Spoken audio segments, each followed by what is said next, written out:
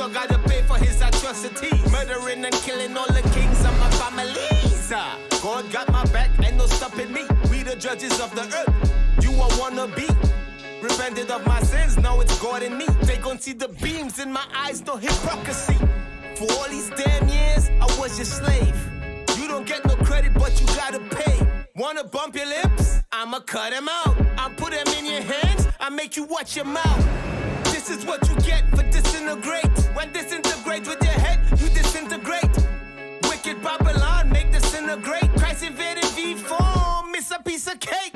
Piece of cake need a taste of vengeance is sweet. You gon' be bitter and trying to be friends for peace. After I served you when you told me how to cook your meat. Next is a mouthful of blood from the raw beef. Castrate him, doing the same thing he did to me. I'm making you knock like when you lose your keys. What's your name, boy? Oh, you ain't trying to speak? Rip my rudder eye and then waste it away. See, the side he saw reminds him where he used to be. A carcass mountain made from his family tree. He trying to make me fall in sin with all that smooth talk. The only time I backslide is when I moonwalk. In the kingdom, no escaping if you break the law. I'm hitting up the fifth rib, no Isaiah 4. You sodomite kids, you trying to explain the queer? Not even transparent's gon' make it clear. Me a go call me plantation damnation, cause I straight pay back on this damnation. Most I declare the end from creation. In a the God of vision, me put me salvation. I had dreams of pushing the Maybach. Big money, Cuban links and make stacks. I'm finding out my history from slavery and way back. So it's only right I give you the whips and chains back. No bail for a fugitive, word is bond. It's 2020, so it's clear to see the vagabond. Who's the real Jews? It's a face-off. Iconoclasm, take his face. Your show is scheduled to start in 20 seconds. From the chosen line, my mind is focused on a mission. I ain't never make a dime off the plantation field, but still generating profits in my Levi jeans. You gave me mad labor, I just do it. Your like show that. will go live in Not 5 like all the seconds. leaders, I got 4, scars from the strike. You 3, gotta pay with your 2, life, I ain't showing 1. no pardon. I'm here to collect debt and it ain't no bargain. Me a go call me plantation damnation, cause I straight pay back on this damnation. Most I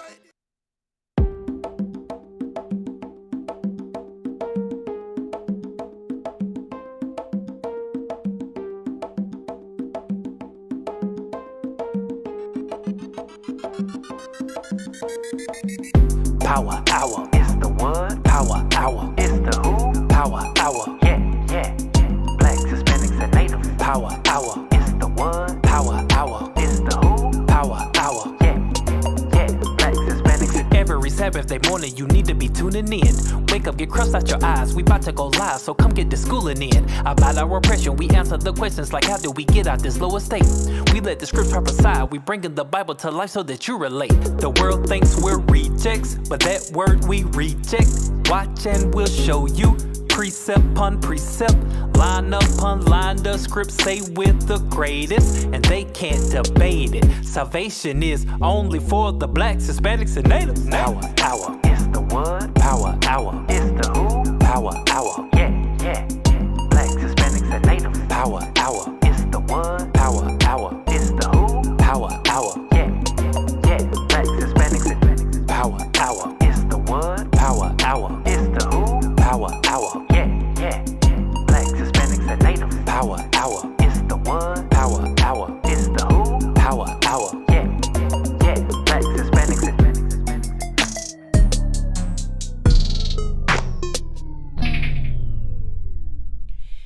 Shalom. Welcome to the Power Hour Plus edition. I'm Captain Joshua. Shalom, good evening, Captain Aparim. Shalom, Most High in Christ bless, Captain Amariah. Shalom, Officer Zacchaeus. Officer Zacchaeus in the house. Yes, sir. We got full kingdom representation. We got Northern and Southern Kingdom today. Right. The three of us, Northern Kingdom and then Southern Kingdom. What you got to say about that? He's like, listen. Muting my mic. Muting my mic. Listen, I've been convincing people I'm Levi for the past 9 years. Joke's on them. He said the joke's on them. That is a fact. Hey, it's like the brother that was here, and he was like, I'm Judah. He says, but when people say he's Benjamin, he just say, hey, Benjamin.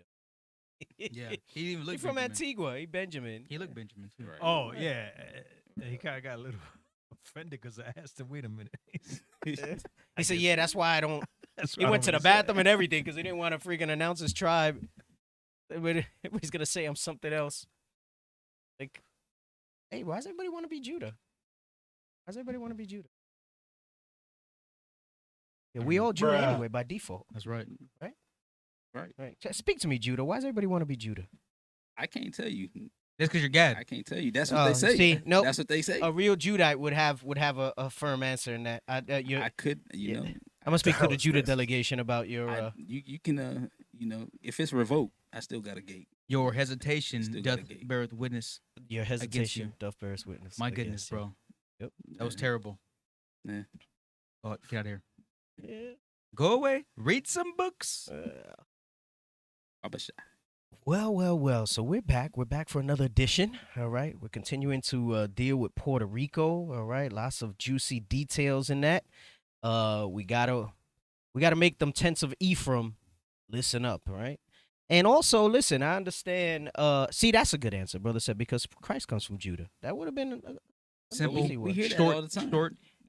So you wanted to go a different route. But You wanted to that's go a always different route. I'm different. All right. Everybody wants to be Judah. But the brother's in the spirit. So you laugh at jokes that you don't understand. You can't give a definitive reason why that was off everyone. air camera. That was off. That's an answer you give when you're stuck in a corner surrounded by 3 guys.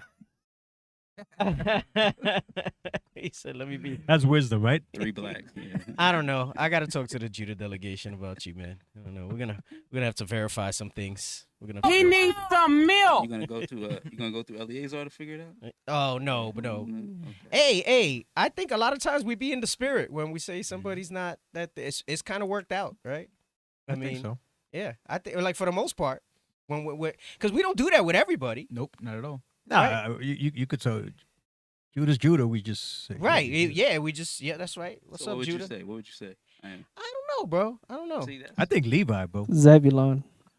He said Zebulon. I seen your pops. Your pops You know was what? Levi. I could, yeah, Levi or Zebulon. I would say, bro. I think, maybe. Hey, Stick to the delegation. we all the waters flow from Judah, That's You know right. what I'm saying? right? So so now that's Southern Kingdom's go-to, right? I saw that on the captain's group. That's their go-to now when something go down. He said, keep that same energy. Yeah, keep that same energy for Northern Kingdom. No. So check it out. So when something happens for Northern Kingdom, I'll be like, I'm Judah. I don't know what you're talking about, and Yep. quote the same scripture. Yep. Isaiah Now 48:1. what? Now what? It's Now a what? whole different level. Right. Hey, listen, when we talk about it here on the show, it's definitely all in good natured fun, right? You know, if you have a history of watching us and how we roll, you know we all for that. Hey, the majority of the congregation here is Southern Kingdom. It's not Northern Kingdom. Mhm. You know, people probably think that they see us and that it's Say it's split down the middle. well, you're counting sisters, True. right? You know, it's like because if that's the case, then Texas is split down the middle too, because they got a lot of Northern Kingdom sisters, but they got a lot of Southern Kingdom brothers, right? Like Dallas, for example, is what I said. Right. True. But here, we don't have a lot of Northern Kingdom brothers. We don't. Yeah, see, you're counting the women. Right. That's not Judah. Oh, man. Dang, My bro. card's been revoked on the Northern Dang, Kingdom bro. show, huh? How does that happen? Nah, you good. So we've been speaking about bringing things out on the history with Ephraim. We've been going through the War Against All Puerto Ricans book pretty strongly. Last week we announced how we're planning to step up the travel, right? We're going to be hitting Puerto Rico once a month, minimum once a month. You know, permitting, we might do more, once a month from April to the end of the year, right? We want to really try to focus on building it up, following the blueprint that Judah put out, right? When we saw how they built up Jamaica, the Bahamas, similar type of thing was being done. And that's the blueprint, right? That's what we need to follow. We did mention, you know, we do need your help with that, all right? We need you to donate to the Booster Club, okay? So that we can fund those trips and continue to push the word out in those places. Listen, Bishop can't be everywhere at once, right? You know, some of the deacons can't be everywhere at once. So I don't want to say the torch is being passed, but the directives have been given.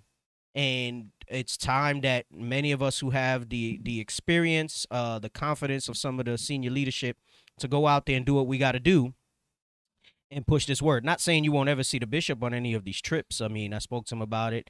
He said he'll see which ones he can pop into and stuff like that. And it's great to have him. I mean, if you've seen some of the Cuba footage, I mean, he's there, giving direction or whatever, and then he knows that he doesn't fully speak the language, so he's there in that support capacity. We saw the same thing in DR with him and Elder Kanai as well, and they were willing to hold posts, give out flyers, hold camp signs, all that stuff. So it's definitely a humbling experience to see your leadership, because we're so used to seeing them, right? right. I mean, we're teaching in English. I mean, right? Who's gonna do it better than them, right? We're just gonna go ahead, do your thing. Right. But they knew that, hey, we're here to support you. We're here to. That's that spirit that it talks about in Psalms when it says it's better to be a doorman in the kingdom of heaven, right? Yeah. Just doing whatever it takes Yeah. to accomplish the mission, to Mhm. to understand that we're all working together. We can all profit with all. That's it at the end of the day. That's exactly it. So you see the fundraising PayPal up there, right? IUIC.fundraising at IsraelUnite.org. IUIC.fundraising at IsraelUnite.org.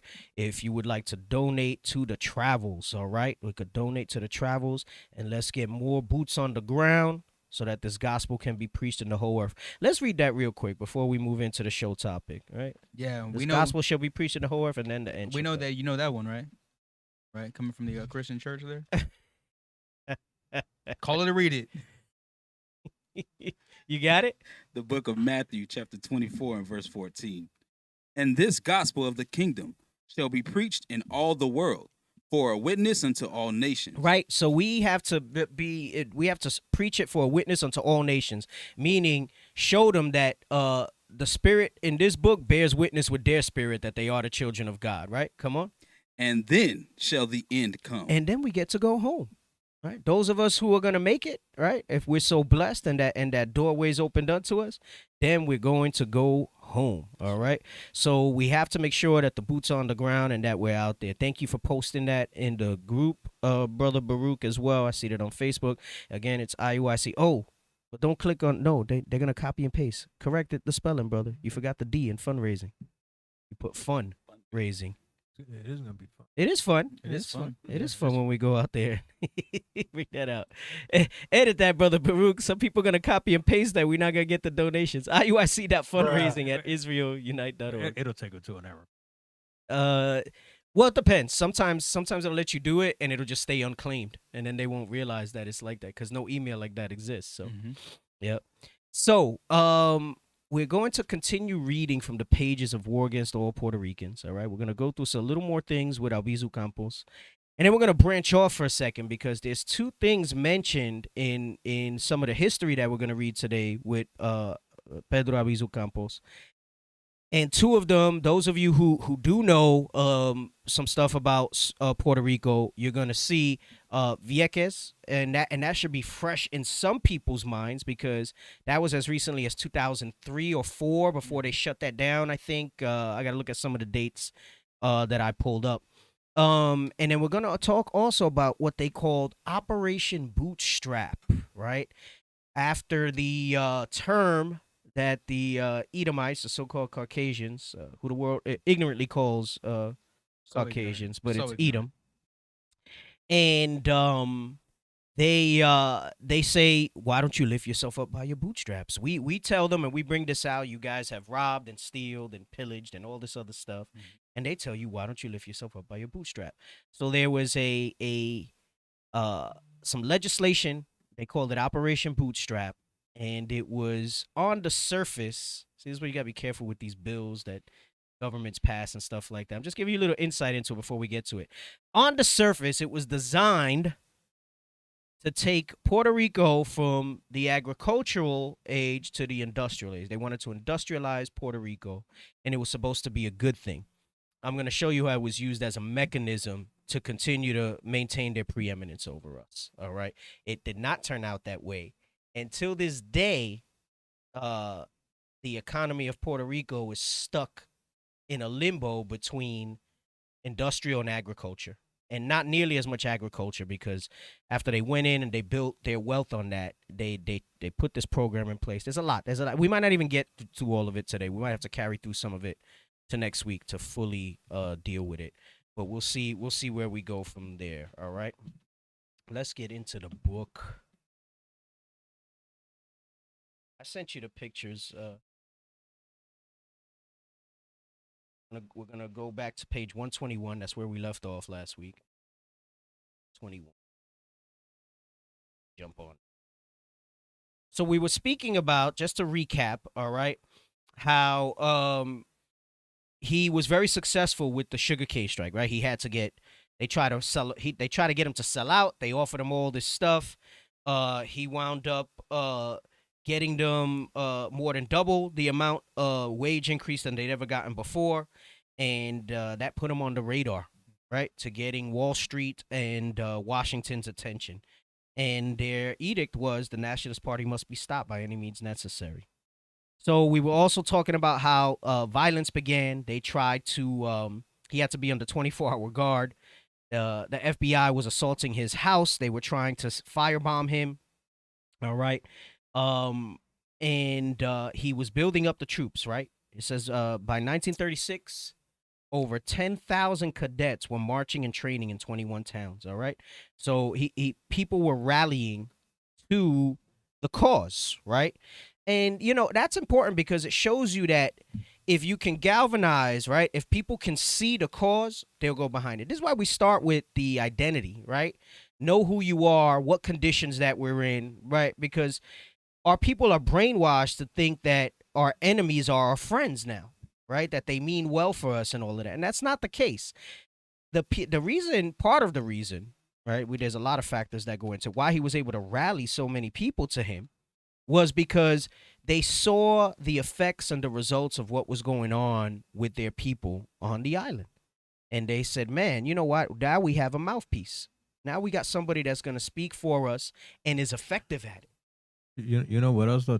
He had not only did he have an issue, he had a solution. And that brings me back to years ago when we started the whole campaign of why should I join IUIC and how will IUIC help my people? How will joining IUIC help my people? Yeah. That's when Bishop was going over the organized nation class. Yep. Yeah, that was and he said, you got to have the answers. You can't just tell them that. You can't just say, oh, we need to train people to help them in this and, read the scriptures.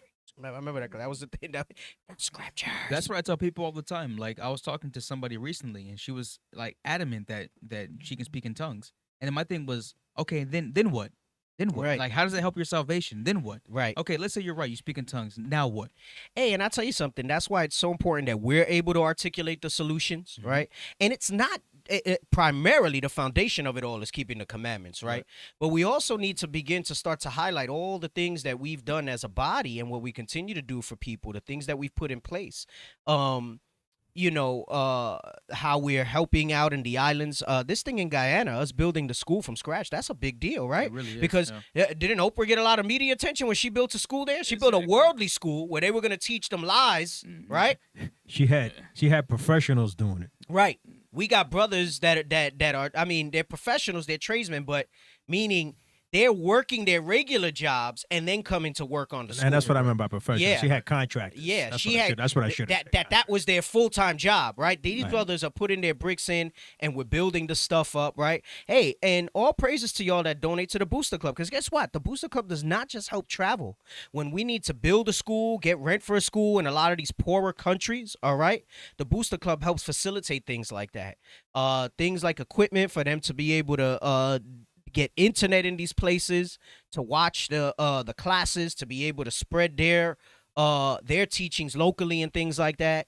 You brothers and sisters that are committed to the Booster Club, whatever it is, let me tell you, every little bit helps. All right. I see the very dollar amount of donations that go in there. Maybe you feel like, oh, well, I can't give enough. Listen, $5 multiplied by however many people, right? If there's thousands, if there's 10,000s, all of that helps. Especially right? in Guyana. Yes. Exactly, because then it goes further. Don't feel shamed that you're giving too little. Just if it's in your spirit to do so, the Bible tells you give as you are able, right? So if you have substance, give out of your substance, right? So, and if you don't be afraid to give out of little, all right? We're building a school in Guyana, right? We're we're gonna own it, and it's because of the Spirit of the Most High in Christ. First off, the brothers sharing and visualizing the vision, okay, and then obviously money's a defense, so having the resources there to do that thing. And if it be the Lord's will and Lord's will life lasts, you're going to see us continue to follow that model everywhere we go. All right. Hey, and that, let's go back to Guyana, because talking about bringing out the issue and having a solution. It was an issue, right? They had nowhere to congregate, right? An issue, it's a problem, right? They came up with a solution. Well, we'll do it ourselves. Right. Right. They could have very easily went ahead and just said, oh, well, we'll get it one day. If it's the Lord's will. No, the Lord's will was blessing their hands to do this. Right. Like when Bishop brought out that class, the scriptures. No, we got to put brothers there. Like, you got to put, nose to the grindstone, right? Physically go and build these things. So it is important that we bring out the solutions as well. And Campos had those, right? He had a program in place that he wanted to hit them with, that he was going to move forward with, right? So we're going to start where it says Police Chief Riggs. So Police Chief Riggs was not impressed. On October 24th, 1935, an army of policemen raided a student rally, shooting and killing one cadet and 3 members of the Nationalist Party in what became known as the Rio Piedras Massacre. The massacre was barely mentioned in the American press. Historically, I mean, it's the age of the internet, so if you look that up specifically, you'll find information on it, but historically, that's not something that's out there for you to see more of. The Ponce Massacre is probably a little more known, but they don't tell you about these things, right? So it says, Police Chief Riggs told La Democracia that if Albizu continued agitating for independence, there would be war to the death against all Puerto Ricans. You know what's hypocritical about that? Didn't Esau advocate for independence from Britain? Yep. But it's a problem when we you're were right doing about it. that. You're right about that. Wasn't that the whole thing? Yep, you're right about Right, that. because and you know what? In fact, it was the same thing, because their argument, quote unquote, was no taxation without representation. Right. That's what they were fighting for. Right. First of all, we didn't ask them to go into Puerto Rico, and when they did, they destroyed it and made us dependent on them. It's very hypocritical. That's a good point. It's the same. There's hypocrisy abound in all of everything that they've did. That's right. Because it was the exact same thing for them. They were trying to fight for independence from Britain, right? We're tired of paying tribute. We're tired of this. If it was up to Britain, Esau here would have never made it like that. Right. So, but we talk about the manifest destiny. Not that God was on their side, but God was going to enable those things to happen, right? The true God, the one true God of Israel, was going to enable those things to happen so that they can move in the manner that was needed so the prophecies can be fulfilled in the scripture.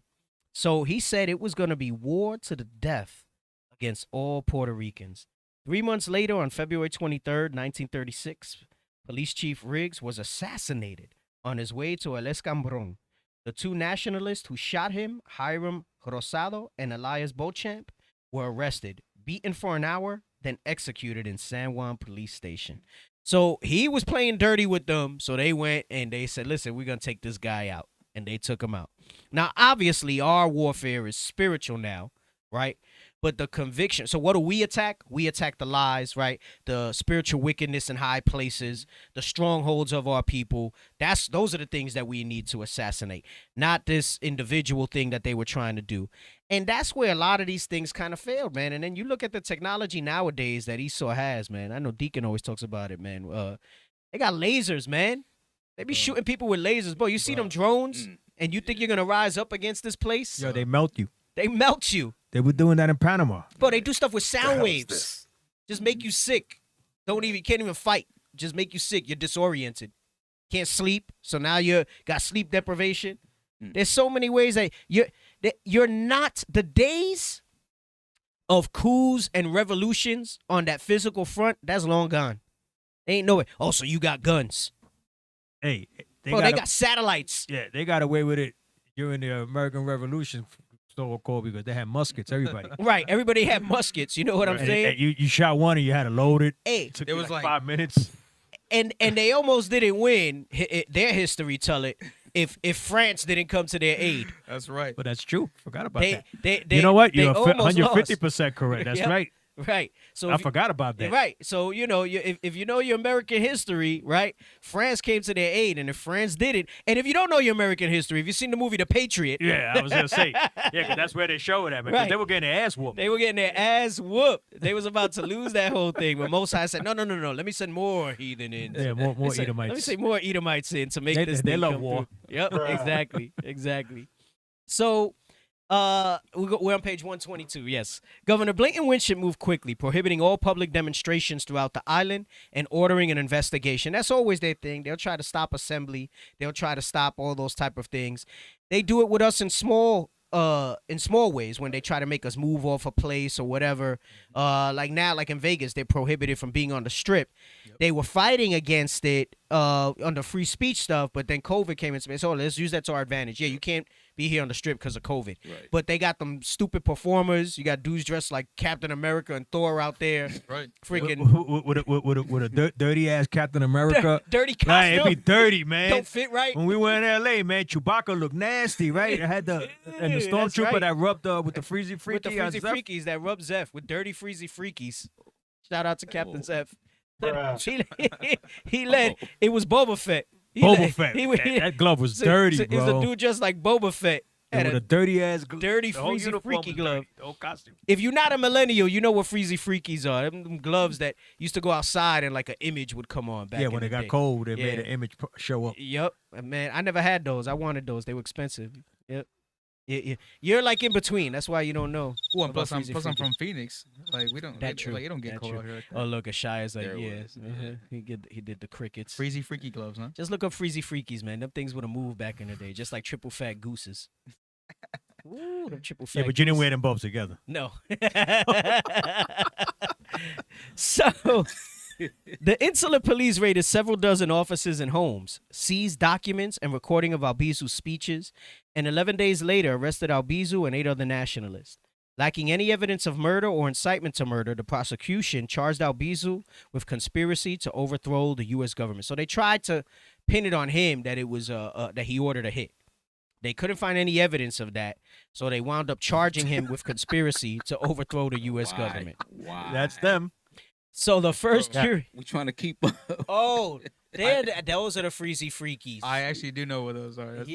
Man. Let's see, warm, cold, right? You got like a whole image when you went out into the cold. That's funny, bro. Freezy freakies. Yo, that's crazy. So it had nothing, and when it got cold, a skier came on the thing.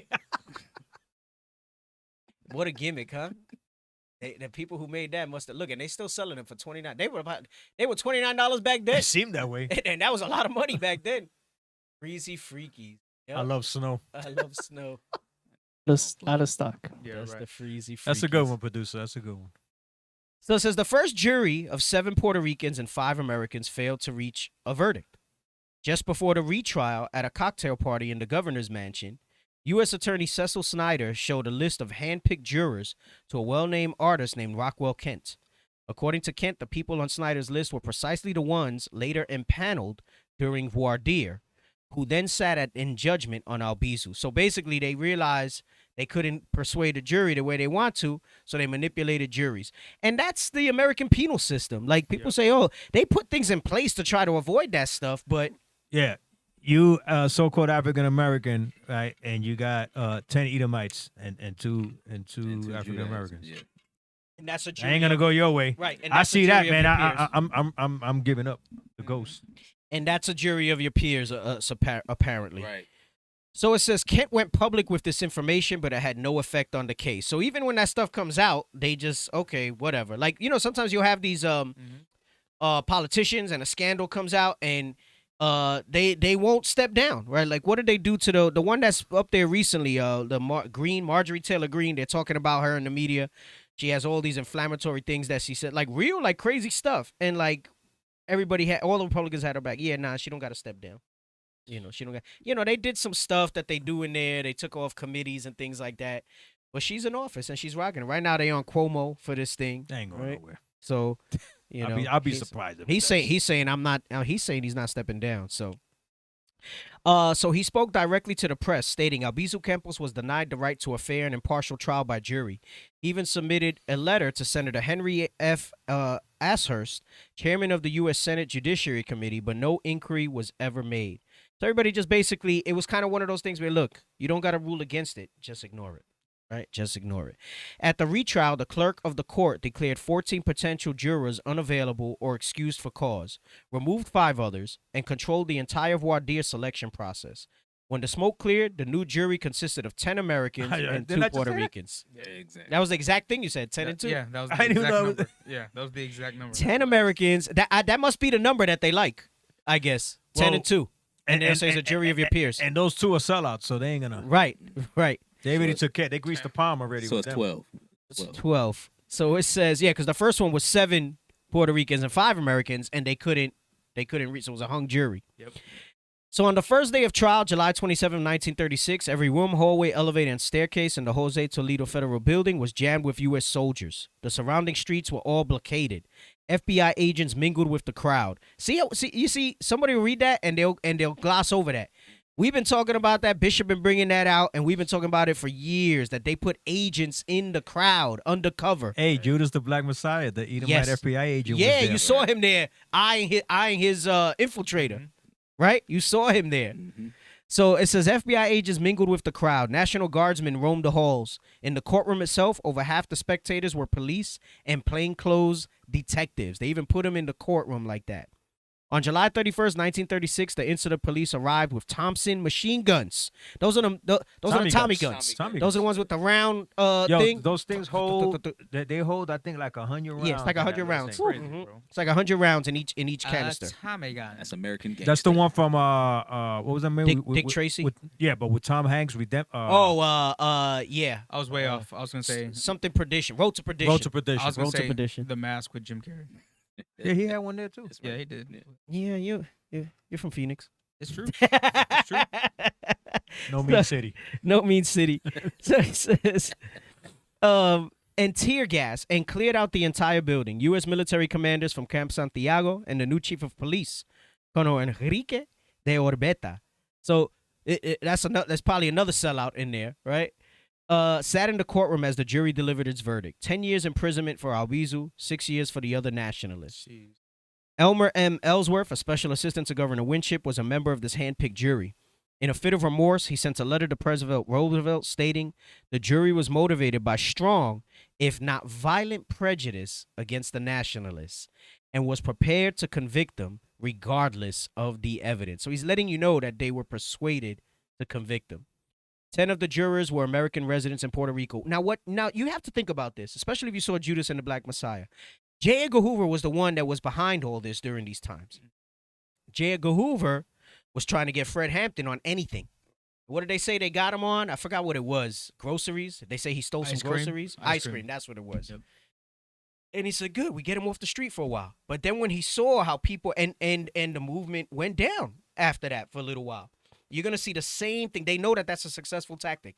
As we read on, you're going to see that by the time Albizu got out of prison, remember how I said he had 10,000 cadets in 21 towns? They were down to like 1,000 at that point, right? So people lost the faith, right? They lost the motivation. Only a handful are those committed butts, right, that stay there and rally for the cause. But this is why Hoover said, though, because when he came back out, they started rallying again. Remember, the agent was in the crowd. They saw his speech when he got out of prison. Right. He said, this guy's a problem. And he basically told them, he was like, yeah, prison's not good. You know, like, we got to do something more, basically. Built it knowing that was the publicity he was getting. Yep. He was fighting for the cause and suffering for it. Yep, exactly. So he says 10 of the jurors were American residents in Puerto Rico. And even the 2 Puerto Ricans were closely associated with American business interests. So like you said, Cap, they were sellouts, the 2 Puerto Ricans that were on in there. It was evident from the composition of the jury that the nationalists did not and could not get a fair trial. The letter was ineffectual, right? So this was actually one of the jurors, a special assistant who had handpicked the jury. And he was one of the ones that did it. And he said, listen, we forced these guys to convict them. And it still didn't do nothing. The letter was ineffectual. Albizu was jailed in La Princesa prison in San Juan. A Palm Sunday march in support of Albizu resulted in the Ponce massacre. I think you touched on that briefly on the Saturday show, right? Mm-hmm. Eventually, we'll circle back to that from this book's perspective on it. Finally, after an unsuccessful appeal, Albizu was flown to the U.S. Penitentiary in Atlanta, June 7th, 1937. I'm going to go a little quicker through these parts of it because I only need certain parts of it. Let me see here. So, it says he was put in this Atlanta facility, and it says what they did to him there was, because he had special and constant attention, right? Even though there was 2,500 inmates. All his mail was open. He could only correspond with an approved list of people, mostly a few family members, and could not send or receive any packages. They didn't want him making moves from inside, right? They figure cut off that. See, that's another thing that's different with this movement in the Bible. And this is why the scripture tells you, right, don't make flesh your arm, trust not in a God. That doesn't mean you don't respect and honor the leadership, right, that has understanding and knowledge. But what it's letting you know is that you should also know this and have the convictions to fight for it. For the mission itself, right? When it says honor the king, right? So you have some knuckleheads out there trying to say we're talking about Bishop Nathaniel honor the king. No, that means Christ. Right. Jeez. And that's why this movement can never fail, because it's not about one man, right? It's about a people. They can try to destroy us. They can try to take down leadership. Brothers got to be ready to pick it up. Right? If that whole senior leadership goes, the captain's got to pick it up. If the captains go, then the senior officers got to pick it up. And guess what? If it goes all the way down to all the rank is gone, then you members need to pick it up and continue carrying forward. Right, and that still don't mean that Christ ain't gonna return. Right? Nothing's gonna stop All that. you really doing is expediting that. That's right. Yep. Once we're Exactly. gone, Yep. right, you're sealing Exactly. it. Then in Christ shall rise first, right? Yep. So he says he couldn't receive any packages and he couldn't receive any magazines or newspapers, right? He was allowed one visit per month, and he had people, like they said, like this Nobel Prize winning poet, right, Gabriela Mistral. People wanted to come and make his story known, and they wouldn't let those people visit him. People that would probably have some influence or platform, and they wouldn't let him visit him, right? So his health deteriorated. Now, it got worse when they put him back in La Princesa. That's later. I think earlier in an earlier episode, we had read how I think in like a span of 24 years, he was in prison for like 20 of them, right? So like they kept locking him up.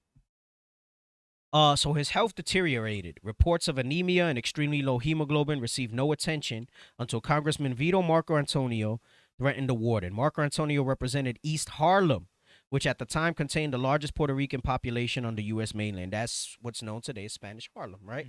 That's the camp that Captain Aparim and I were at prior to coming here, right? The Harlem camp. That's the East Harlem camp, or El Barrio, right? They call it Spanish Harlem. So despite all this, Albizu managed to write magazine articles. So he wrote articles for different things. He picked a pseudonym called Pedro Gringore. Pedro Algo Gringo. So, so that he could get that stuff out. So Wow. it says he was working in the library, and one day he came upon this book called War is a Racket. Check this out.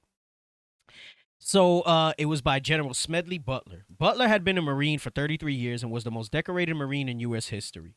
He had received 16 medals, 5 for heroism, and was one of only 19 men to receive the Congressional Medal of Honor twice. He retired as a major general and for a brief period was the highest ranking commander in the U.S. Marine Corps. One section of the book reads, "War is just a racket." And this is from the guy that we just read all those credentials. He said, war is just a racket. Only a small inside group knows what it is about. Remember how the scripture talks about their tongues will fall upon themselves? Every now and then, right? One of them will speak up. Wait, who wrote this? Smedley Butler wrote this? Smedley Butler wrote this. This is from his book. Yep. War is just a racket. Only a small inside group knows what it is about. It is conducted for the benefit of the very few at the expense of the masses. I wouldn't go to war again, as I have done, to protect some lousy investment of the bankers. So he's letting you know what it's all about. He says there isn't a trick in the racketeering bag that the military gang is blind to. I think you had mentioned it's basically like the mafia, except it's legal what they do. So he says it's a trick in the racketeering bag that the military gang is blind to.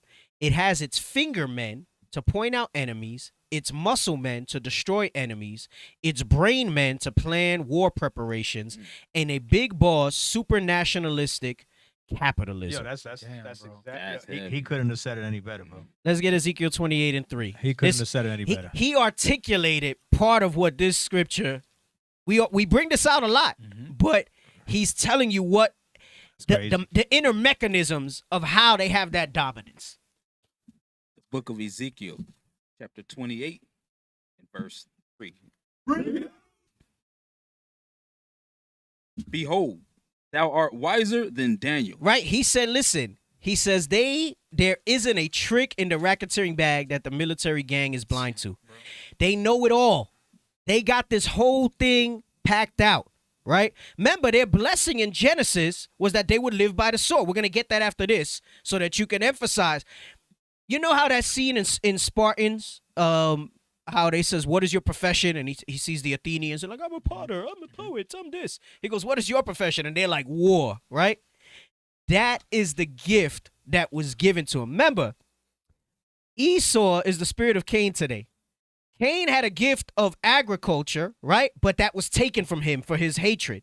The gift that was given back to him, and you get a foreshadowing of it in his seed with Tubal Cain being an artificer of weapons, and then it expounds upon it in Genesis, that a blessing given to Esau, that it was war. War was given to him. They said, oh, you like blood? This is what you're going to live by. Yep. Let's finish this verse before we go to Genesis. Go ahead. The book of Ezekiel, chapter 28, verse 3. Behold, thou art wiser than Daniel. Come on. There is no secret that they can hide from thee. This is what he said here. He said there is no trick in the racketeering bag that the military gang is blind to. There's no secret that can be hid from him. Come on. Verse 4. With thy wisdom and with thine understanding, thou hast gotten thee riches. He says that's with wisdom. What did he just say above? He said the war was to protect lousy investment bankers. We're going to read a graphic later that shows you how these major players and companies profit during these war times. I know this stuff is known, but when it's brought out to this level and this extent, it should kind of heighten your senses, right, to what's going on here. Is that it on that verse? And has gotten gold and silver into thy treasures. Right, and he has gotten gold and silver into his treasures, mainly because of his warfare. That's how he's able to do that. That's it on that verse? Yes, sir. Go to now in Genesis with the prophecy. It should let you know and confirm that this Bible is a true book. Yep. It's not a book of fairy tales or mysteries. I'll tell Well, you it is a what. book of mystery, but not of like garbage. In boot camp, we had to learn about Smedley Butler pretty thoroughly, and they left that part out. Big time. Right? Oh, That yeah. is crazy. Yep, they won't tell you that. I'm 'cause surprised that they even talk about him based on, because he was basically like traitor. Yeah, pretty much. based on him bringing this stuff out. Yeah. Yeah. That's the Marine bravado, so they're not going to let a guy with that much Pomp and medals Yeah, and, right, and exactly. their reputation kind of go to waste, Right. And then if anybody actually does some more research, you'll say, damn, he's revealing all the secrets, right? Read this, the blessing for Esau. The book of Genesis, chapter 27, and verse 38. And Esau said unto his father, hast thou but one blessing, my father? Bless me, even me also, O my father. And Esau lifted up his voice and wept. And Isaac his father answered and said unto him, behold, thy dwelling shall be the fatness of the earth, and of the dew of heaven from above.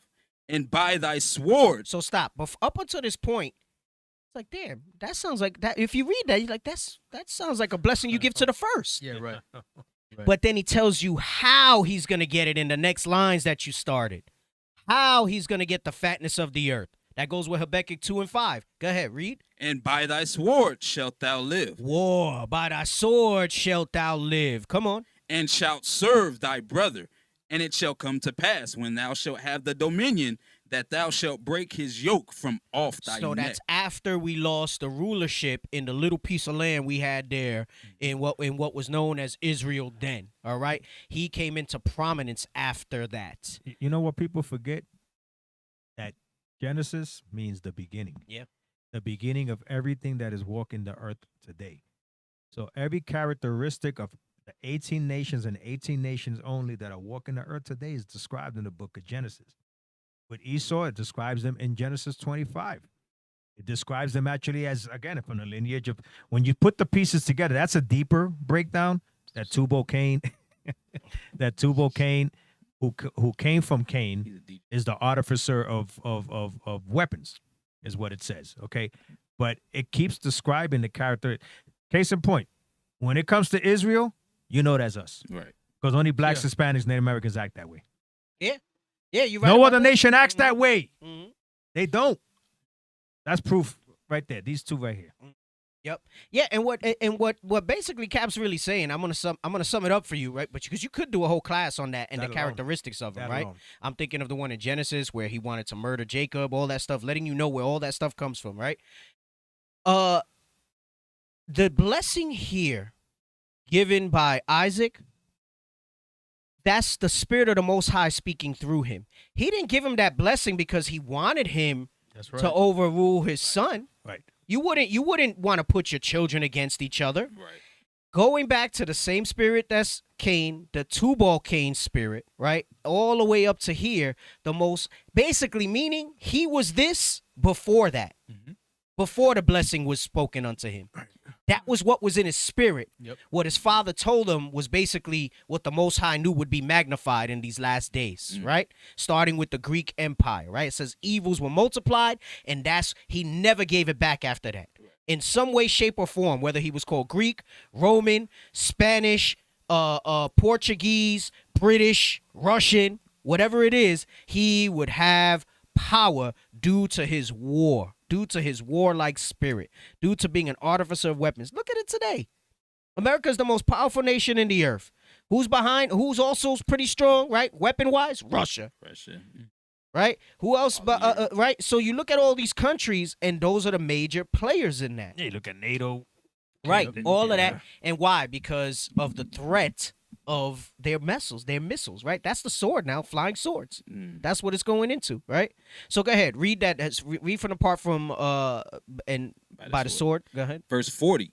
And by thy sword shalt thou live, and shalt serve thy brother. And it shall come to pass, when thou shalt have the dominion, that thou shalt break his yoke from off thy neck. Right. And that's what happened now. That fast forward to today, and that's where we're at, right? Because at one time we had the kingdom under the kings of Israel, right? And then that was done away with, right? So he took over, starting with the Greek Empire, and moved on from there. So this is what we just read when he gave this breakdown, right? When we read this here, I'm going to read this in the book again. There isn't a trick in the racketeering bag that the military gang is blind to, right? He's wiser than Daniel. You can't hide anything from him. It has its fingermen to point out enemies, meaning there's people that look at targets. You know what? This will be a good place to us to go because this will be the benefit financially. This will be the benefit in keeping the Israelites down.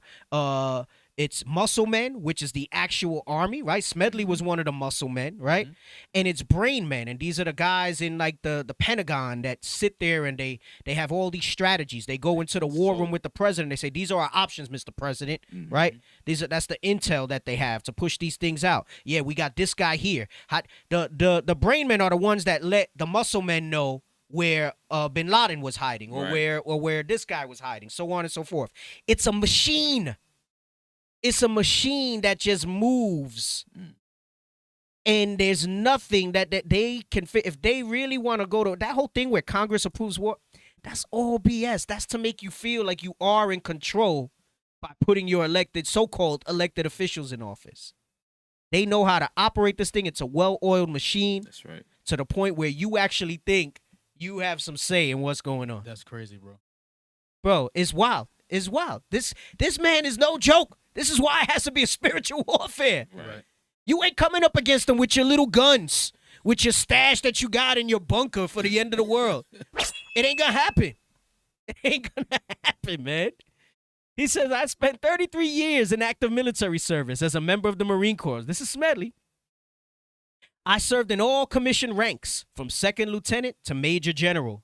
And during that period, I spent most of my time being a high-class muscle man for big business, for Wall Street, and for the bankers. In short, I was a racketeer, a gangster for capitalism. Cold-blooded to the face, just let you know what the deal is. Check it out. He says more in this book of his. I'm curious. Look, the name of the book, the producer, look it up. It's called War's a Racket by General Smedley Butler, right? And see if the book, if it's even available. I'm curious to see what the price would be. So he says, I helped make Mexico, especially Tampico, safe for American oil interests in 1914. I helped make Haiti and Cuba a decent place for the National City Bank boys to collect revenues. And what you're going to see here, with the exception of him throwing China in there, right? Oh wow, you could get it on paperback for $8.95. Yeah, because they know nobody will read it. They know nobody's gonna read it. Nobody's gonna care about that thing. Not the well, people will read it, but not the. Who knows? Whenever anybody in IUIC mentions a book, that thing disappears or It'll be becomes $895. right. It'll be $895 by tomorrow. All right. Put it in your cart. Put it in your cart. Oh, free shipping. Free shipping. Quick. It's Prime. Just for that alone, it's worth it. All right.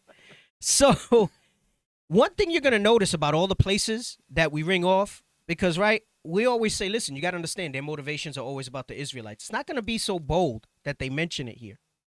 Even he doesn't know that, right? That's for I always think of the documentary where KRS-One was talking about the way the hierarchy of things are.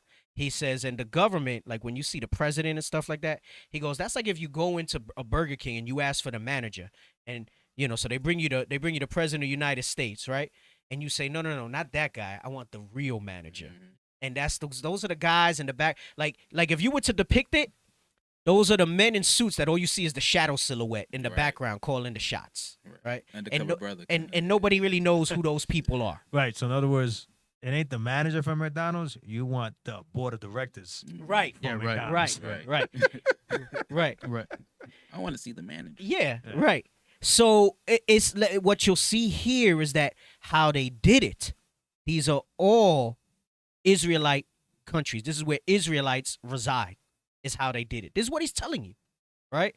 So even though up above he said it was for bankers, what the bankers didn't tell you is, again, yeah, we're going to use them to make money. We're going to get rich off of them, right?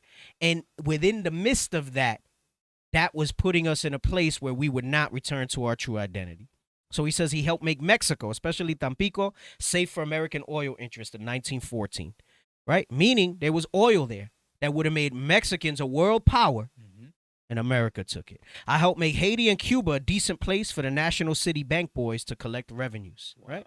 So they were able to come in there and deal with the economy. Remember, Cuba at one time was booming, right? You see historically, you see in movies, right? Havana Nights and all this stuff. People would go there. The celebrities were there and everything. The mob right? went over there. The mob was there heavy, right? That's Meyer Lansky. Yep, that right. Meyer Lansky, right? You see that in Scarface, right?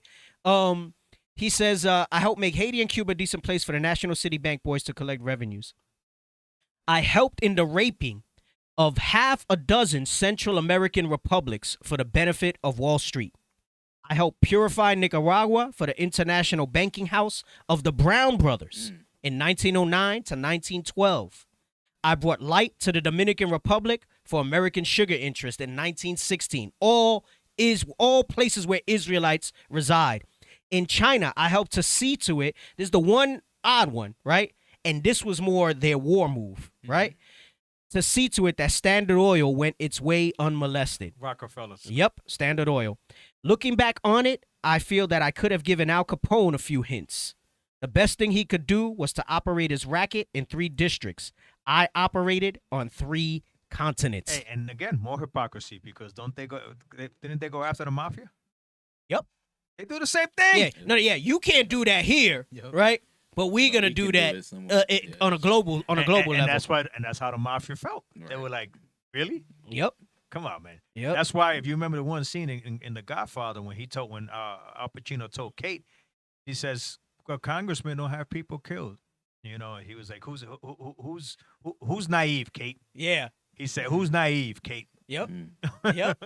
Right. That's a good point. Now, reading all this, you see that scene and you're like, damn, that's what he's really talking about. And he says they're all part of the same hypocrisy. That's his lines. Damn, they're all part of the same hypocrisy. Hey, and it's more or less set kind of not too far after this time period that we're dealing with here. 1930. Yeah, about the same time. Yep, absolutely. Let's get Habakkuk 2 and 5. We go here a lot, but he just broke down where they at. So we're giving you a modern take on this. Not just when he took over Greece, Rome, what's known as Europe today.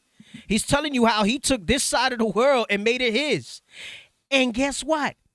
To this day, you have these leaders, presidents of Venezuela, Colombia, Brazil, governors in Puerto Rico, presidents of Dominican Republic, that actually think it's their country and their agenda that they're pushing. They try to stick this young dude. Trump was getting. They're not even Trump. The dude in Venezuela? They try to stick this dude in there, and he's clapping like he's part of Congress and stuff like that. And their whole crew got messed up. Their whole crew got messed up. And you know what's funny? You never heard anything about it again. Wow. Right. But if they were successful, they would have been bragging about. They were trying to support him to help overthrow Maduro. And when they saw, I guess Trump bungled that too. It didn't go too good. They just stopped talking about it. They're like, all right, we'll find another guy. No, they said it had nothing to do with us. Yep. They did that on their own. Yo, nobody does an operation like that on their own, bro. Nope. You don't make no moves without the government. You know somebody got in touch with that dude and told him, hey, this is going to be successful because we got your back. Yo. And he was like, word? Okay. Bro, that dude's probably on the run right now. Maduro's probably trying to put a hit on him. And guess what Maduro learned that? School of the Americas. That's right. We got to circle back to that now that we're in a primetime slot. Because we went over that years ago on the Saturday slot. We got to spend some time on that thing with Harvest of Empire, School of the Americas, all that stuff. Let's hit Habakkuk 2 and 5 real quick. All right. Habakkuk chapter 2 and verse 5. Yea, also, because he transgresseth by wine. He is a proud man, neither keepeth at home. Right? So he don't keep at home, right? He is a proud man. Come on, read. Who enlargeth his desire as hell. Right. His desire is the interests of the investment bankers and to keep the Israelites hidden. Come on. And is as death. And is as death, right? Because he brings his war with him to accomplish this. And even it's to the point now where just the threat of it makes nations bow down to them. That's right. Come on.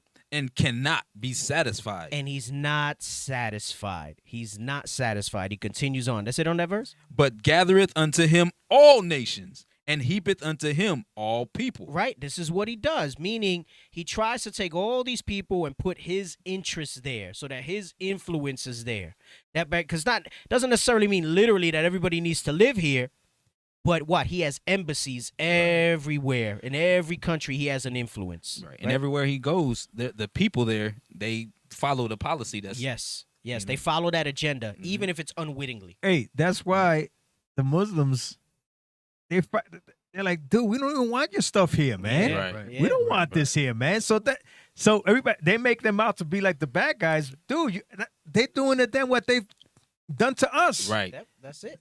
Bro, I've like I saw it, like I witnessed it, bro. Like from one minute to another, like it's night and day. Like it's one way 1 second. Next time I go over there, there's KFCs. There's like porn shops. I'm like, what the hell is this? Christmas trees. And that's why a lot of these places that are resistant to America's friendship is because they know it's conditional upon allowing this doctrine that comes with it. That's why the Bible calls the harlot, the mother of harlots, because what comes with her is all that debauchery, all that sin, all that lewdness. That's why because of the whore that sits on many waters. Right. Whoredom comes with her. I was very grateful for the KFC though, to be able to slide in from a patrol and get a 2-piece with coleslaw. It don't taste the same though. Judah. It doesn't, bro. It tastes like goat. When you never had Everything tastes like It goat. tastes like goat. It's goat. They made it look like chicken. It's a goat's wing. Goat wing. That's it on that verse, right? Yes, sir. Okay, let's go back to the book.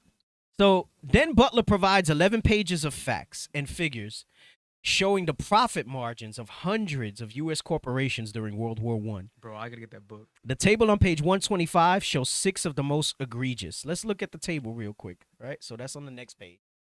Come back and finish this. Yeah, paragraph. that is some good research, bro. Bro, that's why I couldn't understand for in the beginning. I couldn't understand why a lot of these historians were against this book.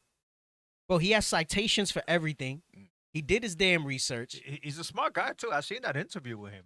and That's a really good interview. yeah, too. you know why? Because it's that whole Willie Lynch effect. Because those other historians, it's like, oh, don't talk too bad about Master.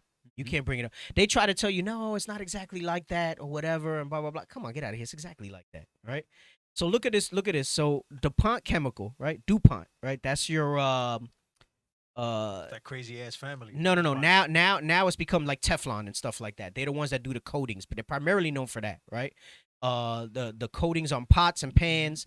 Now they sell sprays that you put on stuff, right? There's a DuPont Circle in Washington D.C. Might probably be the same. The DuPonts. They donated. That's their family names. The DuPonts. They're part of the elites. Pre-war annual profits, six million. Wartime annual profits, 58 million. Percentage profit increase, 966. Bethlehem Steel, 6 million profits. Wartime profits, 49 million. 816% increase. Anaconda Copper, 10 million per year profit pre-war, 34 million. during wartime, 340%. These are some of the highest ones. Check this out. Central Leather, annual profits pre-war, I guess that amounts to 1 million. Their thing went up to 15 million. That's a 1,320% increase. General Chemical, weren't even making $1 million. 800,000 a year was their profit. 12 million during wartime, a 1,400% increase. And then International Nickel, not the nickel, meaning the metal nickel, 4 million profits per year. Wartime, 73 million. They must have needed a lot of nickel from missiles and bombs, I guess, maybe. Hey, almost 2,000% increase. Obviously, the Most High knows who He created. He knows their spirit, right? So he's the puppet master. Historically, after every depression or economic downturn, we always go to war. Yeah. Always. Yeah. They mess the system up. They spend just like when the Spaniards came to the islands, Puerto Rico, that they ate. What did you say? How much did they eat? It was like enough for like 8 families or something like that. 8 families. Yeah. It's the same thing. This is why us here living in America, we all in debt. They promote that. Mm-hmm. And then that's their way. See, but the difference is that they got the might to get themselves out of it. Yep. How do we get out of it? Bankruptcy. And then we're screwed for 10 years. By your own bootstraps. Right. By your own It's like, bro, you stole my bootstraps. What the hell are you talking about? Mm-hmm. So let's go back to the other page. Let's finish up what we had highlighted there. Bro, 1,800% increase. That's insane. Yo, that's unheard of, bro. So it says Butler's father had been a U.S. congressman for 31 years and had chaired the House Naval Affairs Committee. By studying U.S. Senate appropriation documents, Butler found that 49 steel plants, 340 coal producers, 122 meat packers, 153 cotton suppliers, and 299 garment makers had profited enormously from World War I. The war had cost $52 billion, and $16 billion of it, 30%, had been pure profit for the war suppliers. That's a lot of profit. War is a racket confirmed everything Albizu had seen in Puerto Rico. When he tried to do something about it by leading labor strikes and advocating for independence, the United States had rigged a jury and thrown him in jail. Around this time, on June 3rd, 1943, Albizu was released on probation in New York City. He had been in prison for over 7 years. 7 years on basically no charges, on a rigged jury, and then they let him out in New York.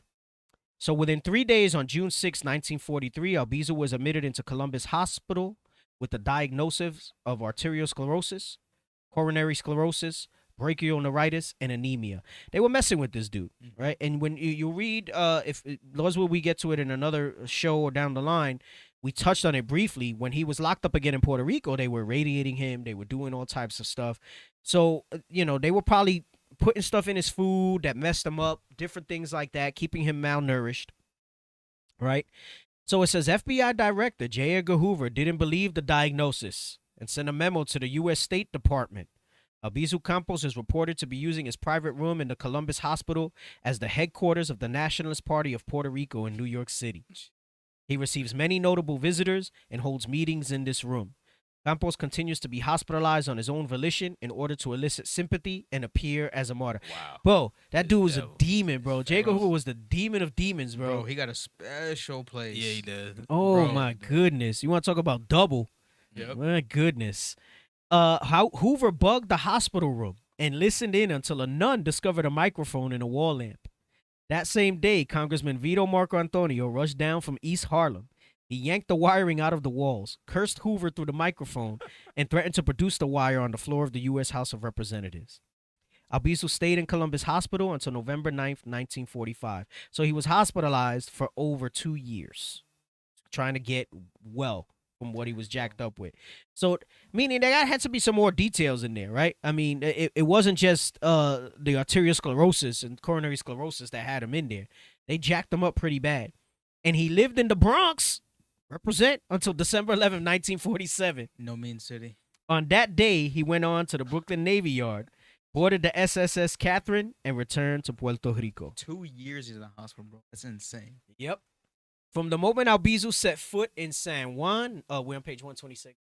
The moment Albizu set foot in San Juan, Hoover became obsessed with following and recording his every movement, essentially becoming his Boswell. So it's no different. The same way, right? You see him, how he went after Fred Hampton and the Panthers, how he was dealing, Malcolm X, Martin Luther King. All right. He was on it even for Northern Kingdom.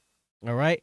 In a memo to U.S. Secretary of the Interior, Julius Krug, he wrote, Pedro Albizu Campos, the president of the Nationalist Party, arrived in San Juan, Puerto Rico, December 15th, 1947, from New York. Well, all that's missing is the time and by what method he got there, which he knew. He just didn't put it in the report. Right, this is how detailed they were casing him. This proves too that when Hoover said that the biggest threat to America is black unity, that he's talking about Hispanics as well. He's talking about Hispanics. He sees this all as the same exact thing. So when you hear that black unity, right, people who don't understand that so-called Hispanics are part of that as well. Right, exactly. They're gonna think, Hoover wasn't trying to get y'all jacked up. He absolutely was. Au contraire, man. Because he understood Ciroc 25-1. That's right.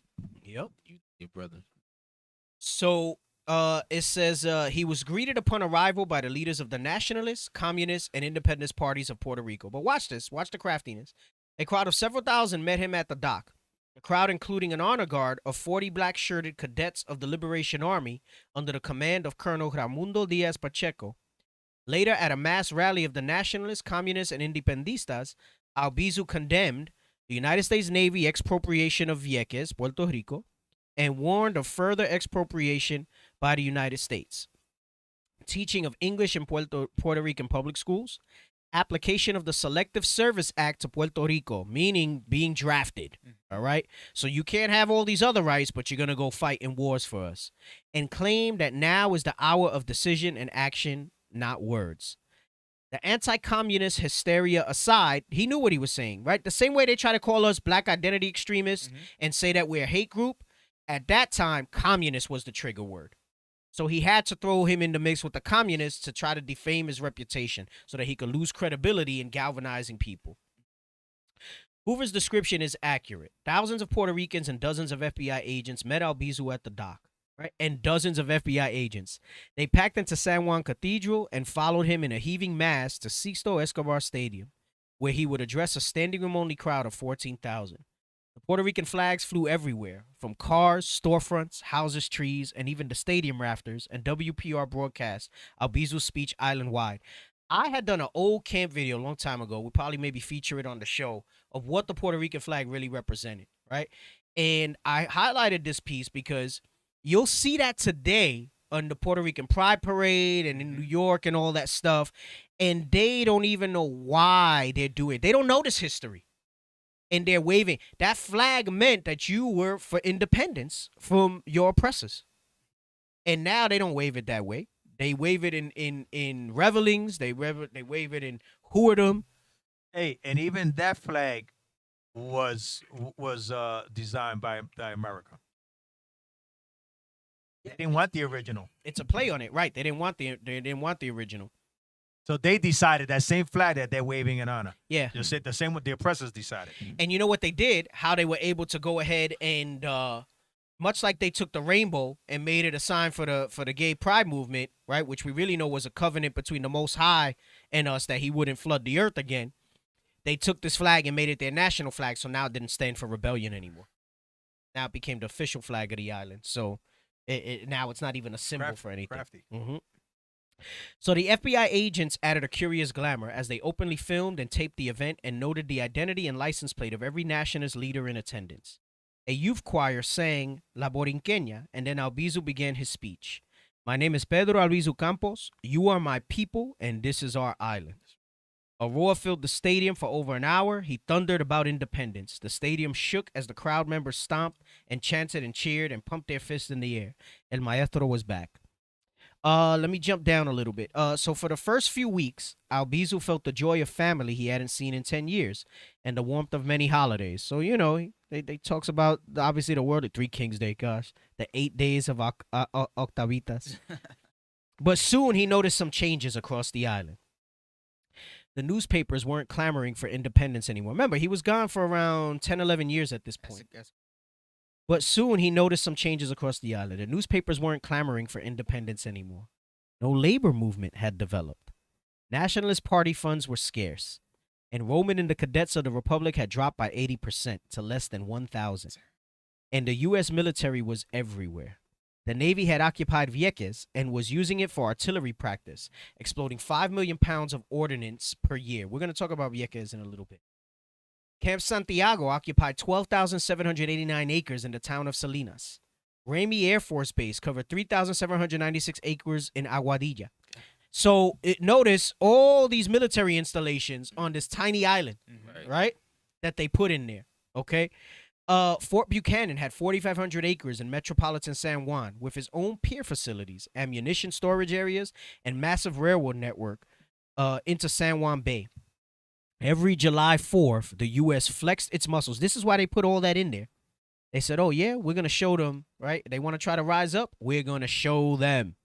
Every July 4th, the U.S. flexed its muscles with a military brass band, 3 infantry battalions, a tank company, a bombardment squadron, 3 aerial fighter squadrons, the 504th Field Artillery Battalion, the 18th Mechanized Cavalry Squadron, and 4,000 soldiers, the entire 65th Infantry Regiment, marching down Calle Fortaleza, just 3 blocks from Albizu's house, to remind everyone who was paused. Bro, that's OD talking about, yo, look who you trying to fight against. Look who you trying to fight against. It says, and then there was Roosevelt Roads, the largest naval station in the world. That's the video right there.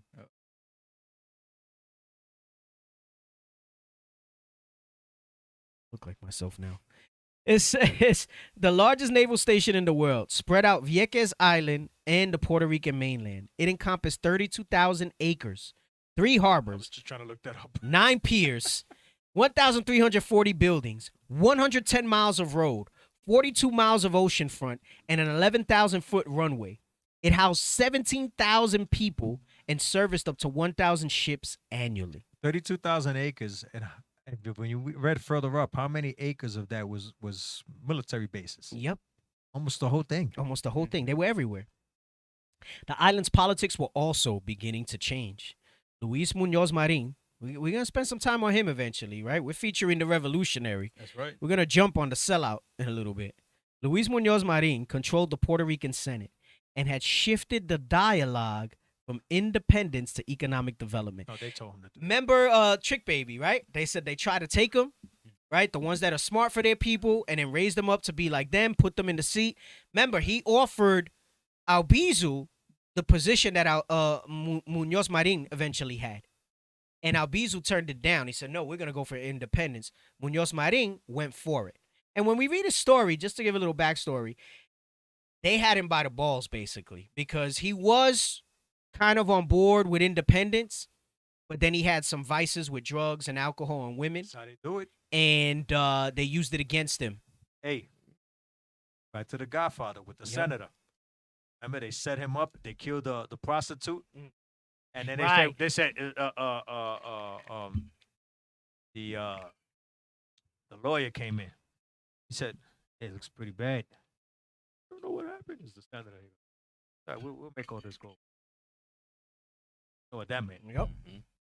They had him in his pocket now. Yep. That's what they did with Marin.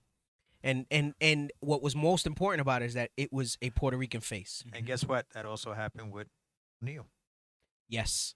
Right. Yes, same thing. They used it against him and said, hey, you know what? You got this. You can do this time, or we're going to do this. And this is why mindful of that. See. Yep. He said, or you can just go home. Mm-hmm. Yeah, or you could just go home. They let him go home. They didn't mess with him. He lived his life months, 3 months. Gave him a call. But when we knock, we answer that door. Yeah, and that's how it happens. And that's how it happens. Yep. So he shifted the dialogue from independence to economic development. And you know what's funny about that too? That's all you hear people that preach certain things. To them, that's the answer. That's the solution. Economic development. Yeah, that's vote or die. Economic development is a part of a larger revolution, not the basis for it. Right. We just read the racket, the military gang racket that they have for economic development, and you think economic development is your answer? Mm-hmm. That's peanuts. They'll let you have your millions. They might even let you have some billions. These dudes deal with trillions and more. Yeah, their money's infinite. It's infinite. They the creators of the money. Hey, they manipulate the stock market, the forex market, the crypto market. Yep. In all markets. Yep. Hey, well, I think I had that. It wasn't about that, but I spoke about it in one of my classes about the whole thing with Robinhood and how they were able to. The hedge funds were losing, and they figured out a way. And what they did, they froze the regular individual. They call them retail investors. Yep. Which means the common guy. They froze the common guy out, and now you couldn't sell your stock that increased, 4, 5, 6, 7, 800%. Hey, those of you that know how to about the stock market, they see the thing is dipping too quick, they freeze trading. Who has the power to do that? They freeze trading. All trading stops until things stabilize. Yep. You tell me that's not a racket. Yep. You told me they don't have power. Right. Your stocks increased in value, but you could only sell 100 shares a day. That's crazy. Or 10 shares a day, depending on Of what your it was. money. Of your money. And you think you have power? You think economic development is going to help you? Get out of here with that nonsense. Hey, The hell is Chesty, this? not Chesty Puller. Smedley, Butler said one of the things he said about was Wall Street. Yep. Hi, Chesty Puller, wherever you are.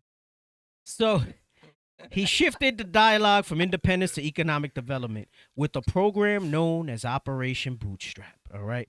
So let's talk about Operation Bootstrap. Well, no, let's talk about I don't know. Vieques Bootstrap. Do Bootstrap. At least you're not that great. You're not leaving him there. And Right. then- but we know Vieques is Yeah. Vieques, and if anything, we can always open up with Vieques. on the next show. Vieques is a show in and of itself. Yeah, because then that opens up other things Yeah. too, right? With more of the experimentation and stuff they did. All right, so let's pull up. Plus the title says economic slavery. So Yeah, so let me go into Power Hour. Hold on, here we go. Damn, that's a pic of the video. All right, let me go to Operation Bootstrap. Let me click on that. Operation Bootstrap, and then what else did I have? Knowledge economy. We're gonna talk about that in a second. All right, so we'll leave that. If we can get to it, we can. I don't think we will. Not today. All right, Operation Bootstrap. So this is the Operation Bootstrap that we just read about in the book. All right. Operation Bootstrap is the name given to a series of projects which transformed the economy of Puerto Rico into an industrial and developed one. So remember, if you followed the show, if not, you can go back to earlier episodes. I think I did one called The Economic Rape of Puerto Rico, where we spoke about how they came in and they dominated the agricultural business, right? They took the natural resources when they came in, supposedly giving us independence from Spain, even though we were just granted independence. We were about to install a government and rule the island. And they took over. They built a sugar empire. They built a tobacco empire, so on and so forth. So the federal government of the United States, together with what is known today as the Puerto Rico Industrial Development Company, set forth a series of ambitious economical projects that evolved Puerto Rico into an industrial high-income territory. Now remember, Muñoz Marin was preaching this as a way for prosperity for Puerto Ricans. As we continue to read about Operation Bootstrap, you're going to see that it was very much just another method, because basically the United States, Esau saw that agriculture was waning. And they said, we still need to juice Puerto Rico. Puerto Rico has never been a rich port for Puerto Ricans, but it sure has been for Esau. For the United States, all right? And they figured out another way to milk it. And so he says that evolved Puerto Rico into industrial high-income territory. But what they don't tell you is high income for who? High-income territory for who? Bootstrap is still considered the economic model of Puerto Rico, as the island has still not been able to evolve into a knowledge economy. Can I say real quick? Mm-hmm. When Christopher Columbus came, he saw Puerto Rico. He named it Puerto Rico. Named Puerto Rico because the first thing he saw, all the riches and everything, he said, "Ay, que Puerto Rico! Oh, what a rich port!" What did they do? The same exact thing. Esau knows Esau. Spaniards are Edomites. Yep.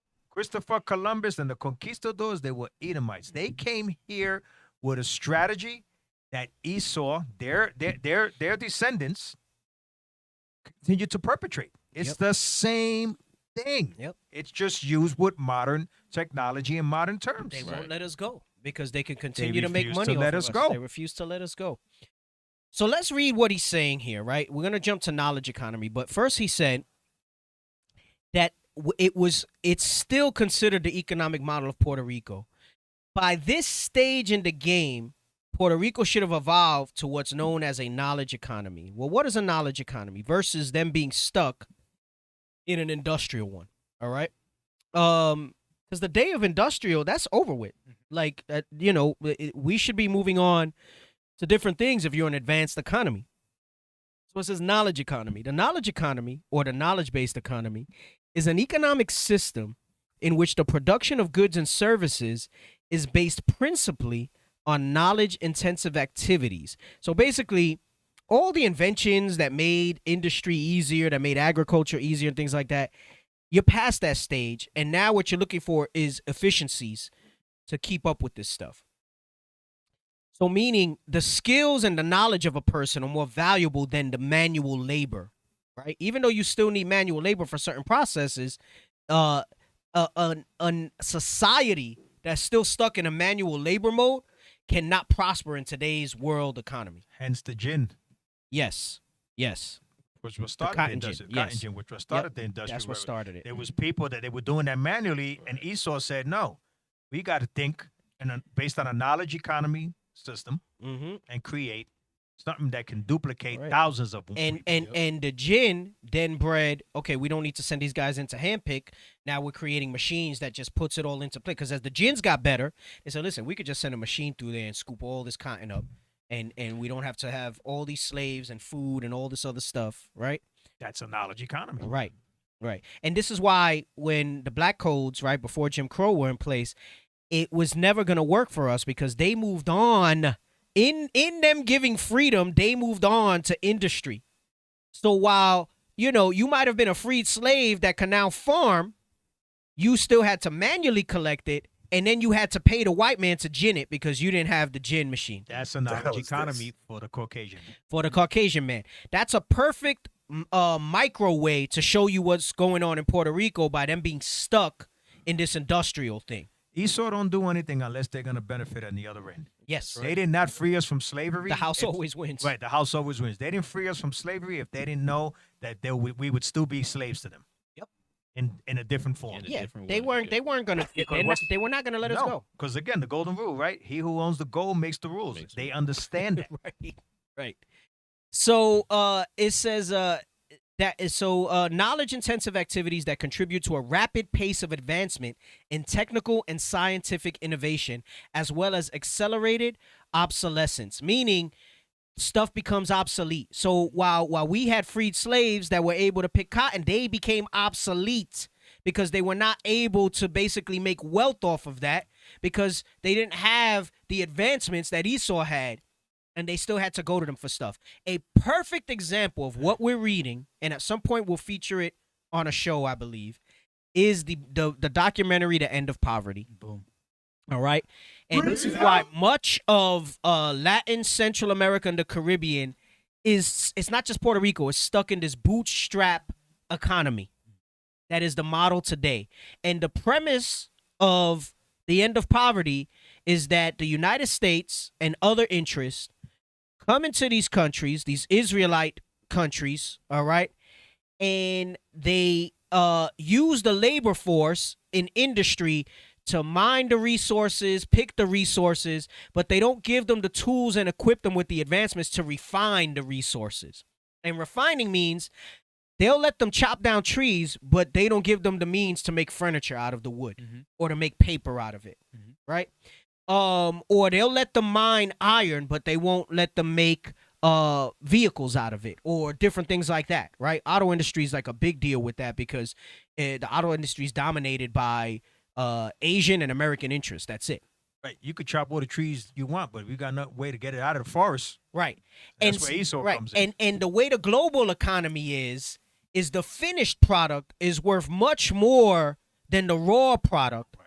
So what winds up happening, right, and this is oversimplifying it, you really should watch the documentary. What winds up happening in this environment is that they export this stuff out to make their money raw, and then they have to buy the stuff back to them from these other countries at a markup because now it's refined. So the refined thing has more value than the raw thing. Hence, crude oil, right, is not as good as gasoline itself, right? That's why gasoline is so much more, right? Because a barrel of crude oil, even when it's at its height, 80, 90, $100 or whatever it is in recent times, all right, that's a whole barrel.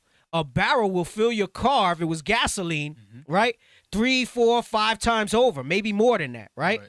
But gasoline, they charge you per gallon $3, right? Again, if you know the stock market, you have the price of crude oil, right, and you have the price of gasoline. Yep. That's exactly how it is. Yeah. Just one other thing real quick. The Edomites that are contrary to Esau's, not because they like it. It's because they ain't down with this. Yep. That's what that's about. Okay? It ain't because that, they feel sorry for us. No, it's because they're not part of it. Because it was the battle against the bourgeoisies and the peasants. It's exactly what went down in France. Right. Yes. It was the same exact thing that we're seeing today. It wasn't that they care about us. They're just not part of the crowd. Yep. Yeah, that's what they're the casualties of wars. They that's got casualties of war. They got caught up with That's it. all it is. Yep. So it says the key element of value in a knowledge economy is the greater dependence on human capital and intellectual property. So intellectual property is like Apple files a patent for the way their screen is more touch sensitive than any other screen on the market, right? That creates value and allows them to charge more for their products, right? Or whatever it is, right? Tesla for a while was dominating the scene, right? And so now all these other guys are trying to catch up to make their electric vehicles as good and as efficient and as powerful with them, right? That becomes your intellectual property. You don't even need to produce it. Just the fact that you own the patents to it make it so Right. What's up here is what's valued. And human capital, meaning this is why they pay CEOs so much money versus a percentage of total salary versus everything else. Well, you would hope that they're good CEOs and that they're going to steer your ship well, right? If you're the board of directors and the shares. And intellectual property for the source of innovative ideas, information, and practices. Organizations are required to capitalize this knowledge into their production to stimulate and deepen the business development process. There is less reliance on physical input and natural resources, right? This is what we've been explaining. A knowledge-based economy relies on the crucial role of intangible assets within the organization's settings in facilitating modern economic growth. A knowledge economy features a highly skilled workforce within the microeconomic and macroeconomic environment, meaning at all levels. Institutions and industries create jobs that demand specialized skills in order to meet the global market needs. Knowledge is viewed as an additional input to labor and capital. In principle, one's primary individual capital is knowledge together with the ability to perform so as to create the economic value. So it's not just knowing it, but you got to be able to execute on it. Right. And that's what creates it. Hold on. There was something else in here that I wanted to bring out. Okay. In a knowledge economy, highly skilled jobs require excellent technical skills and relational skills, such as problem solving, the flexibility to interface with multiple discipline areas, as well as the ability to adapt to changes as opposed to moving or crafting physical objects in conventional manufacturing-based economies. Manufacturing-based economies is basically similar to when we go back to bootstrap, right? You'll see. A knowledge economy stands in contrast to an agrarian economy in which the primary economic activity is subsistence farming. So that's where Puerto Rico was. So really, Puerto Rico is stuck between manufacturing and agrarian at this point, as is many of the countries in the Caribbean and Central and South America. Their primary thing is still agrarian stuff. You get your bananas and it'll say product of Argentina, right? Or product of Brazil, right? You'll get your fruits and vegetables and it'll say product of Mexico. Hell, even your flowers come from like Central and South America, right? And they ship them here. So they're still very much agrarian and based on manual labor, in which the primary economic activity is subsistence farming, for which the main requirements is manual labor, or an industrialized economy that features mass production, in which most of the works are relatively unskilled. A knowledge economy emphasizes the importance of skills in a service economy, the third phase of economic development. Hold on, I don't think I need anything more on this.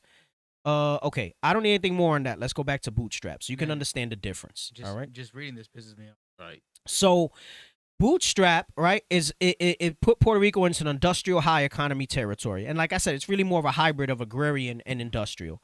Bootstrap is still considered the economic model of Puerto Rico and many other nations in Central South America and the Caribbean, as the island has still not been able to evolve into a knowledge economy. The island's traditional economy was based around sugarcane plantations. This was in Puerto Rico, right? We read about this. By the middle of the 20th century, it remained one of the poorest in the Caribbean. So even though 33% of the world's sugar came out of Puerto Rico at one time, the country was the poorest, meaning the people that those national interests, those bankers, those people who owned those companies, they became wealthy and the country was not. In May 1947, the Puerto Rican legislature passed the Industrial Incentives Act, eliminating all corporate taxes. Check this out. Remember, this was supposed to be a good thing for the citizens of Puerto Rico. You tell me how this actually influences it. You can see the writing on the wall already. So they passed legislature, the Incentives Act, and eliminated all corporate taxes to encourage U.S. investment in industry. Not in people, not in skills like we just read that would take them to the next step. It encouraged U.S. investment in industry, meaning they said more of you guys could come in and hit. Basically, they ran a train on Puerto Rico. That's what Texas did. Yep. Right. Businesses don't pay very low taxes, if I'm not mistaken, in Texas. And you know, they talk about trickle-down economics. That stuff doesn't work. Right? It only benefits those at the top. So to encourage U.S. investment in industry, this was proposed by Senator and future Governor Luis Muñoz Marin of the Popular Democratic Party. He didn't propose it. And became known as Operation Bootstrap. Based on 1930s New Deal economic relief reforms and infrastructure provided by the programs such as the Puerto Rico Reconstruction Administration, Operation Bootstrap intended to move Puerto Rico away from its agrarian system and into an industrial economy. Basically, they had made all the money they needed to make off of sugar and farming, and they said, all right, now, guys, come on, now it's your turn. Come on in here and invest in corporate things here, right? So that now industry can take place and now your families can make money. That's an economic gangbang. That's exactly what it is. That's a good way to put it. It's an economic gangbang. It says the government's administration of economic development, today known as the Puerto Rico Industrial Development Company. See, this is stuff, this might not sound as interesting to some people as, oh, they came and raped and cut our heads off and stuff like that. But this is the type of stuff that allows them to keep us in captivity and have us think we're free. Hey, they did that already in 1492. They learned, like through the Willie Lynch concept, that killing us is not going to be productive, so you get in with this. The curses say that we'll be crushed and spoiled always. Right. This is a part of how that oppression evolved. Yeah. It was the physical one, and then it became an economic one, and we're still oppressed to this day. As economics evolved, right, the slavery had to evolve as well. Absolutely. We have never been freed. Never. Never. I don't care what proclamations are signed. I don't care what liberties you think you have. We have never been fully free. And again, the Edomites that fall under that, because you got that's the argument. They are the collateral damage. That's it. That's to sell the illusion of inclusion. There it is. The Edomites that fall. That's what he means by collateral damage. A few got to fall by the wayside for this whole thing to work. Didn't they say something like that in Trick Baby? Or was it just Trick? You might be right. I've heard that there was somewhere about that. Right. So it says, basically what happened is it encouraged the establishment of factories now. So first it was land, now it encouraged the establishment of factories. And yes, we have all these Puerto Ricans who work for low wages in the factories. In New York, it was like that. Yep. In the 70s and 80s, it was like that. So the U.S. government in Puerto Rico enticed U.S. companies by providing exploited labor at cost below those on the mainland. So basically, kind of like how they say everybody outsources everything to China now, right? You don't do manufacturing here in the United States. They'll try to tell you that that's a bad thing. The reason they don't really give a crap about that, right, is because they've moved on to a knowledge economy. Yep. So the people that need to make the money here. So when they say that they're going to when somebody campaigns on bringing jobs back, what he's telling you is you're going to be like these guys, low paid. You're not. But those guys who worked in the auto things, they don't make a lot of money. Those guys who work in the meatpacking factories here, they don't make a lot of money. That's not where the money's to be made, right? This is why you need people that maintain the state of the world, their world, right? Like the Bible tells you, you'll have those that will maintain the state of the world. You need people like that.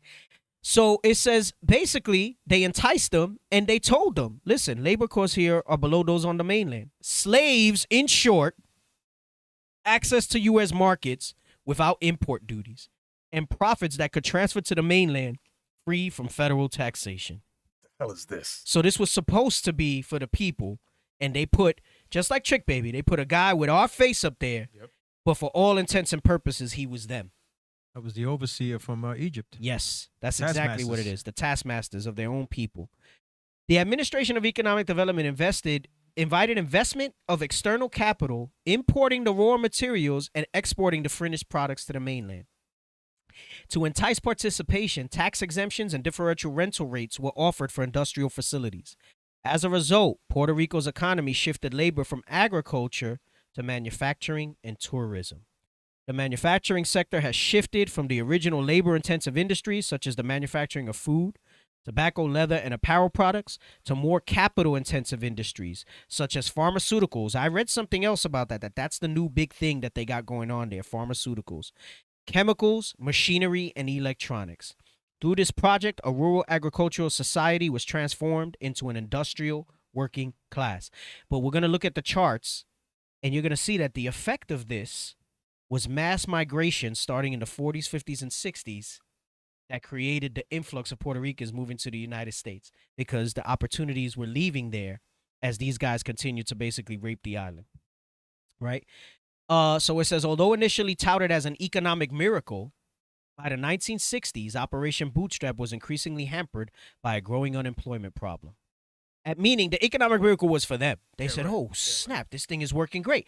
It was cheap labor, just like with slavery. They said, why would they change the model? They just changed the way and it was executed. They got rich off of free labor from slaves. So now they said, we need to get rich off of almost free labor from slaves, just without all the other caveats that you have to do for them. Because once you pay somebody, right? Yep. The mentality is I'm not a slave anymore. Yes, that's exactly it. That's exactly it. So he says, as living standards and wages in Puerto Rico rose, manpower-intensive industries faced competition from outside the United States. It also faced criticism from civil rights groups and the Catholic Church, who perceived the government promoting birth control and engaging in non-consensual surgical sterilization. So all of this had all this major impact. American industrialists, influenced by eugenicist policies, were concerned with overpopulation and a perceived lack of self-control on the part of the working class Puerto Ricans. They said we have sex like rabbits, right? And that all we do is reproduce. As of 2005, the continental United States remained Puerto Rico's major trading partner. That's not so long ago that the little island was the major trading partner. Basically, that's like when you set up different entities to like do business with each other, right? But it's all owned by the same people. And what that does is that minimizes different tax liabilities and things like that. So he says they received 86% of Puerto Rico's exports and provided 69% of its imports. Look at the effects. 1940s, jobs in fishing and agriculture were 230,000, right? Jobs in manufacturing, only 56. 10 years later, the jobs went down, right? 6%, 55,000 jobs in manufacturing, right? By the 1960s, no more fishing and agriculture, right? It was down to 125, right? 81,000 in manufacturing. But look at the employment net loss, right? And the employment net loss ratio. By the time you got to through the 70s, okay, there was only 68,000 farming jobs left. They basically, everything became, so they retrained the slaves on the island and kept them relatively with the same type of living standards, right? And then employment continued to drop. Look at some of those numbers, 15,000, 65,000, 6,000. So they couldn't make money there. So they came to the mainland. That's why you had this. They didn't, it's not that America was the place of dreams. Right. They created an environment where the economy was unstable. So they said, we got to get out of here. I can't feed my family here. You know that just happened recently in Puerto Rico again. Yeah, there was a mass exodus again. A mass exodus of Puerto Ricans. Okay, would you bring out one more thing? Go ahead. I finished with this article. Because you said that they said that we breed like rabbits. Yep. Give me Genesis 49 and 22. They know these scriptures, man. That's right. They know these scriptures. I'll read it. Joseph, you got it? I got it. Yeah. Okay. The book of Genesis, chapter 49 and verse 22. I'm sorry. Joseph is the tribe of Ephraim. Okay, when it mentions Joseph, it's talking about the tribe of Ephraim and Manasseh, primarily Ephraim. Go ahead. Joseph is a fruitful bow. A bow is a tree. B-O-U-G-H is a tree. We're a fruitful bow. Just like the Most High God told us to be fruitful and multiply, we are known. They're right. We are like rabbits. We are known to have many, many children. Israel as a whole, but especially Ephraim. Okay, go ahead. Even a fruitful bow by a well. All right, meaning Puerto Rico. It's surrounded by ocean, okay? Whose branches run over the wall. And that's a class for another time, man, but that's talking about our daughters. They went over the wall, meaning they went ahead and mixed with the Spaniards. Yep. But the point was about the fruitful bow. Yep. Hey, and so basically what wound up happening is you saw what the genesis of, because everybody talks about the Jones Act, but that happened later. The foundation for all these things was set by all these corporate breaks and all this other stuff. And now it's to a point where there's really not that much left to be done and made in Puerto Rico. So they're like, whatever.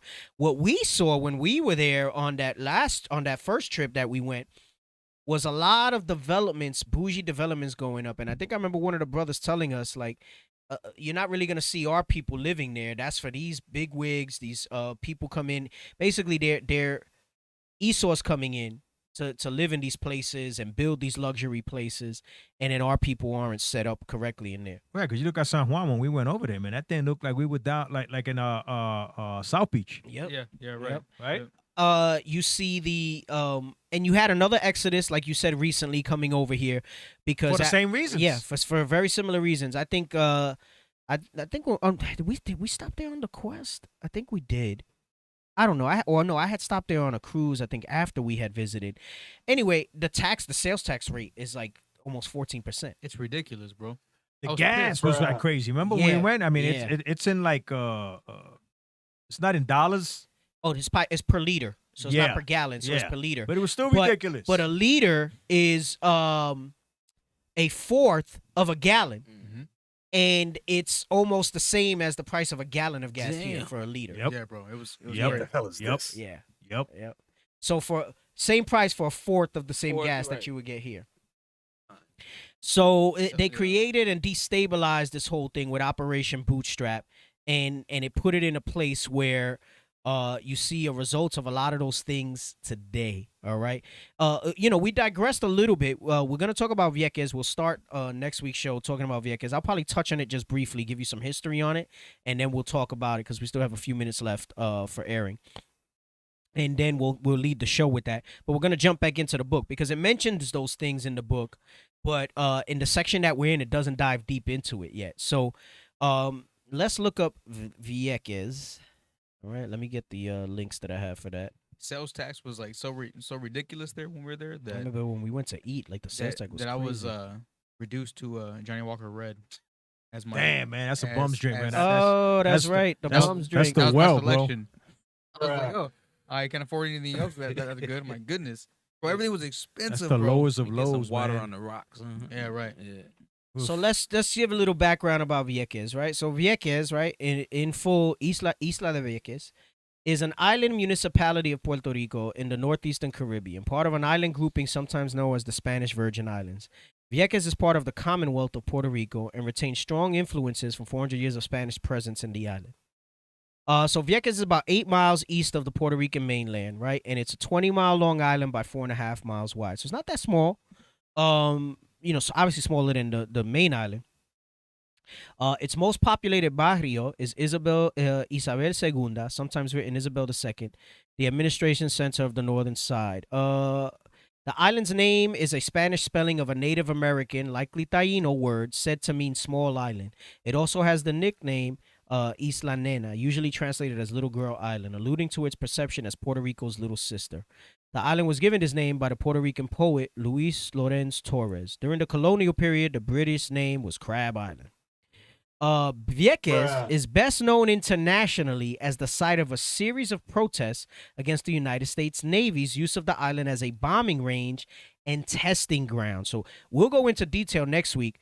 Cancer rates there are ridiculous. There's some long-term impacts for what they were doing over there, which led to the Navy's departure in 2003. Today, the former Navy land is a national wildlife refuge. Some of it is open to the public, but much remains closed off due to contamination and or unexploded ordnance that the military is slowly cleaning up, meaning not at all. Some of the most beautiful beaches on the island are on the eastern end. Okay, so it talks about the beaches and all that stuff. Hold on, let's scroll down. All right, let's go to where it says United States control. Background on that before we move to wrap up. Puerto Rico was ceded by Spain in the aftermath of the Spanish-American War under the terms of the Treaty of Paris of 1898. We read about that also on the show. And became a territory of the United States. That's what Commonwealth means. It's a territory. They own it. And all the people in it. In 1899, the United States conducted its first census of Puerto Rico, finding that the population of Vieques was 6,642. But this included 704 residents from nearby island Culebra. In the 1920s and 1930s, the sugar industry, on which Vieques was totally dependent, went into decline due to the falling prices and industrial unrest. That was the real motivation for Operation Bootstrap. Like I said, is the agriculture was in decline. Many locals were forced to move to mainland Puerto Rico or St. Croix to look for work. So St. Croix, some of the people from St. Croix are not Benjamin, they're Ephraim, based on this understanding. All right? In 1941, while Europe was in the midst of World War II, the United States Navy purchased or seized, and they always try to say purchased.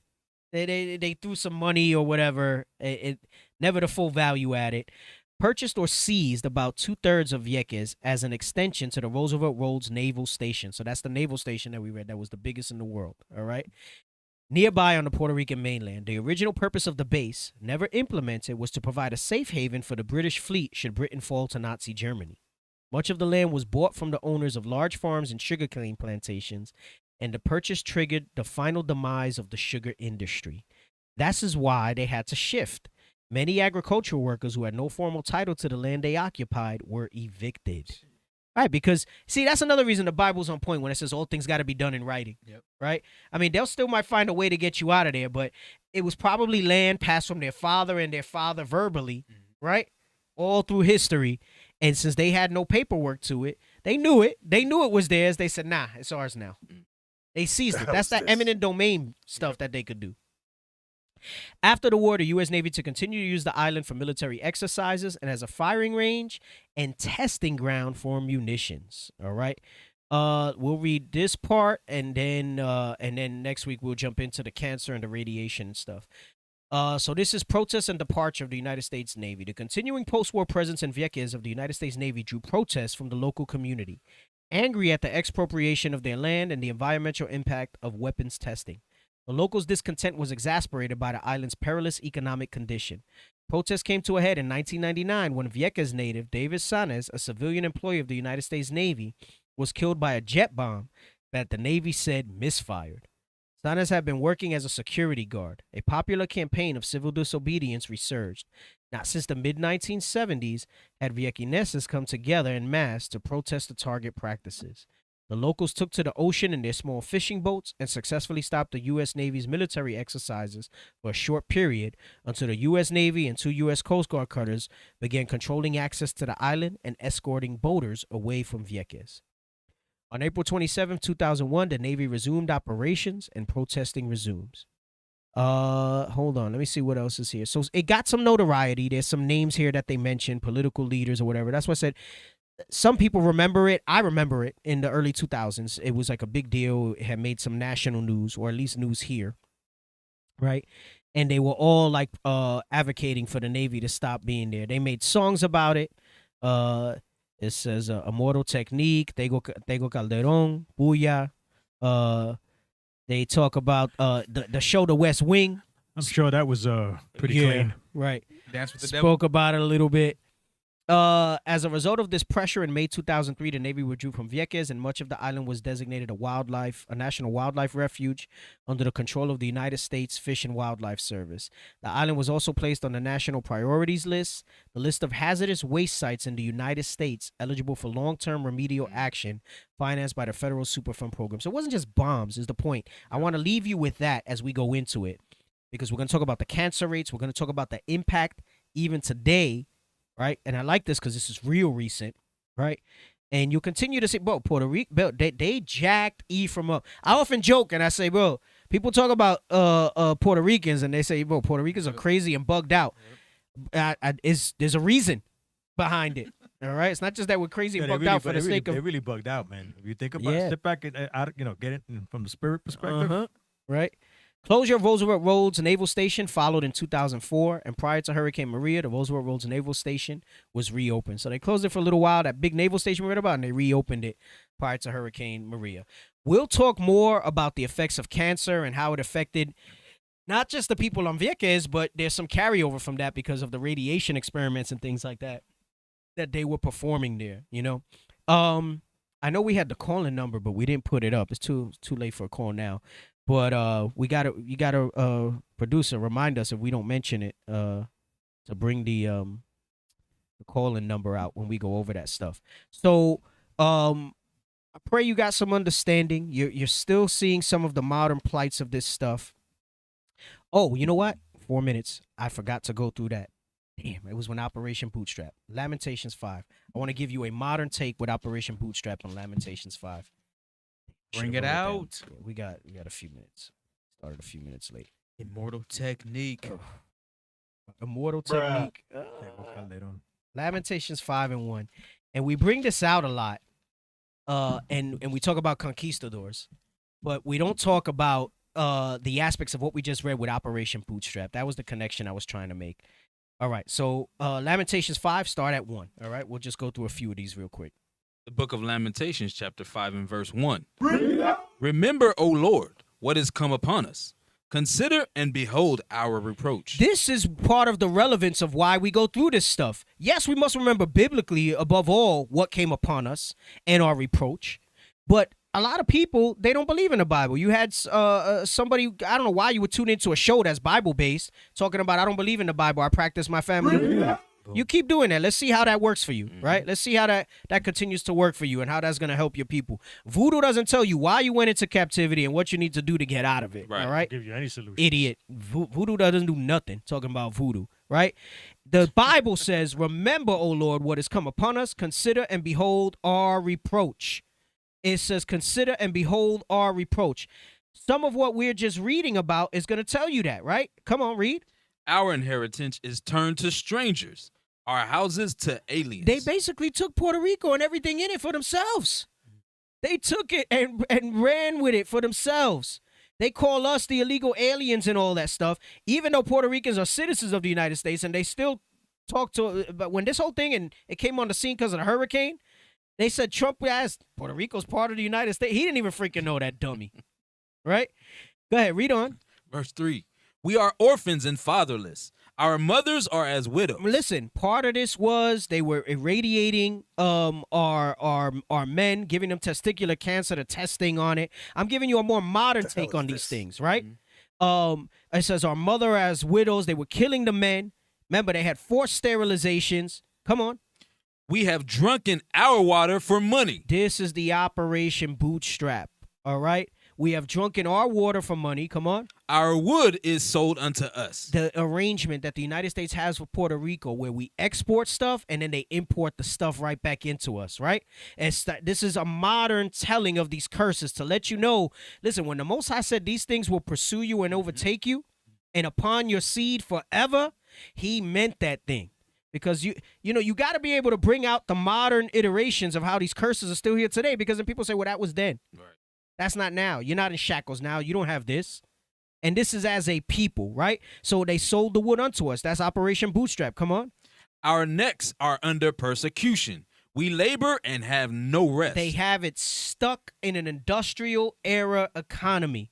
People have to leave the island because they're working 2, 3, 4 jobs, doing menial labor to try to get things. They're trying to see, hey, maybe I just come to America and things are better, right? To the mainland. And they're trying to move there. They labor and have no rest. Come on. Why? We have given the hand to the Egyptians and to the Assyrians to be satisfied with bread. To the Assyrians? Yeah. And to the Issachar. To the Issachar. Call me Ashala.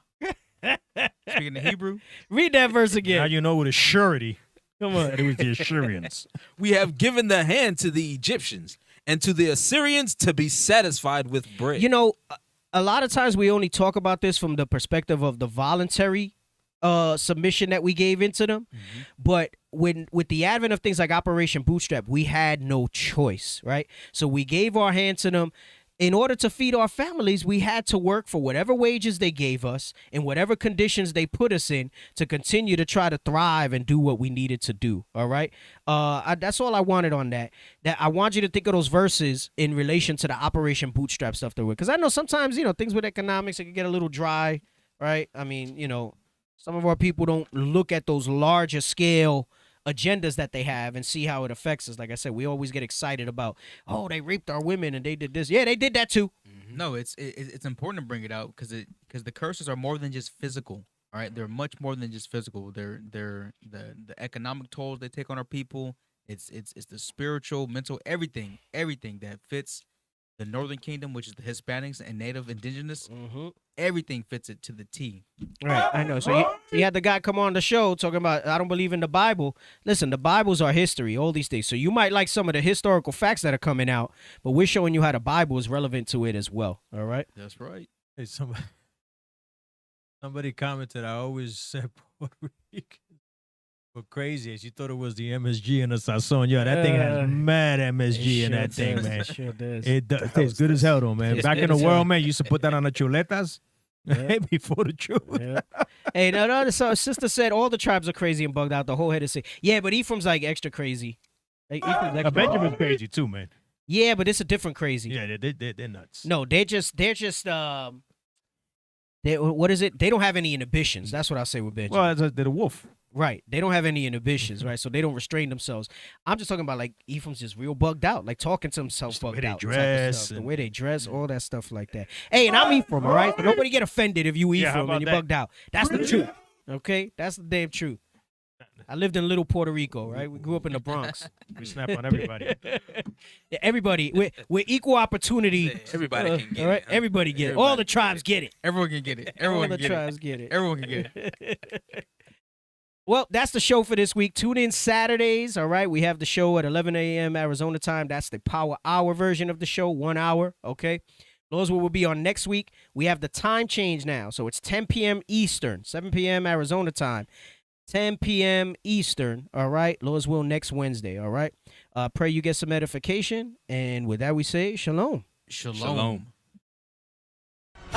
Lego. Israel is back. We back. Israel is back. We got back. the nations running scared because Israel is back. All lies on us because we keeping them laws. When the Lord return, Babylon will fall. Precepts solid. We got them on lock. God's chosen people with Christ as our rock. Israel is back.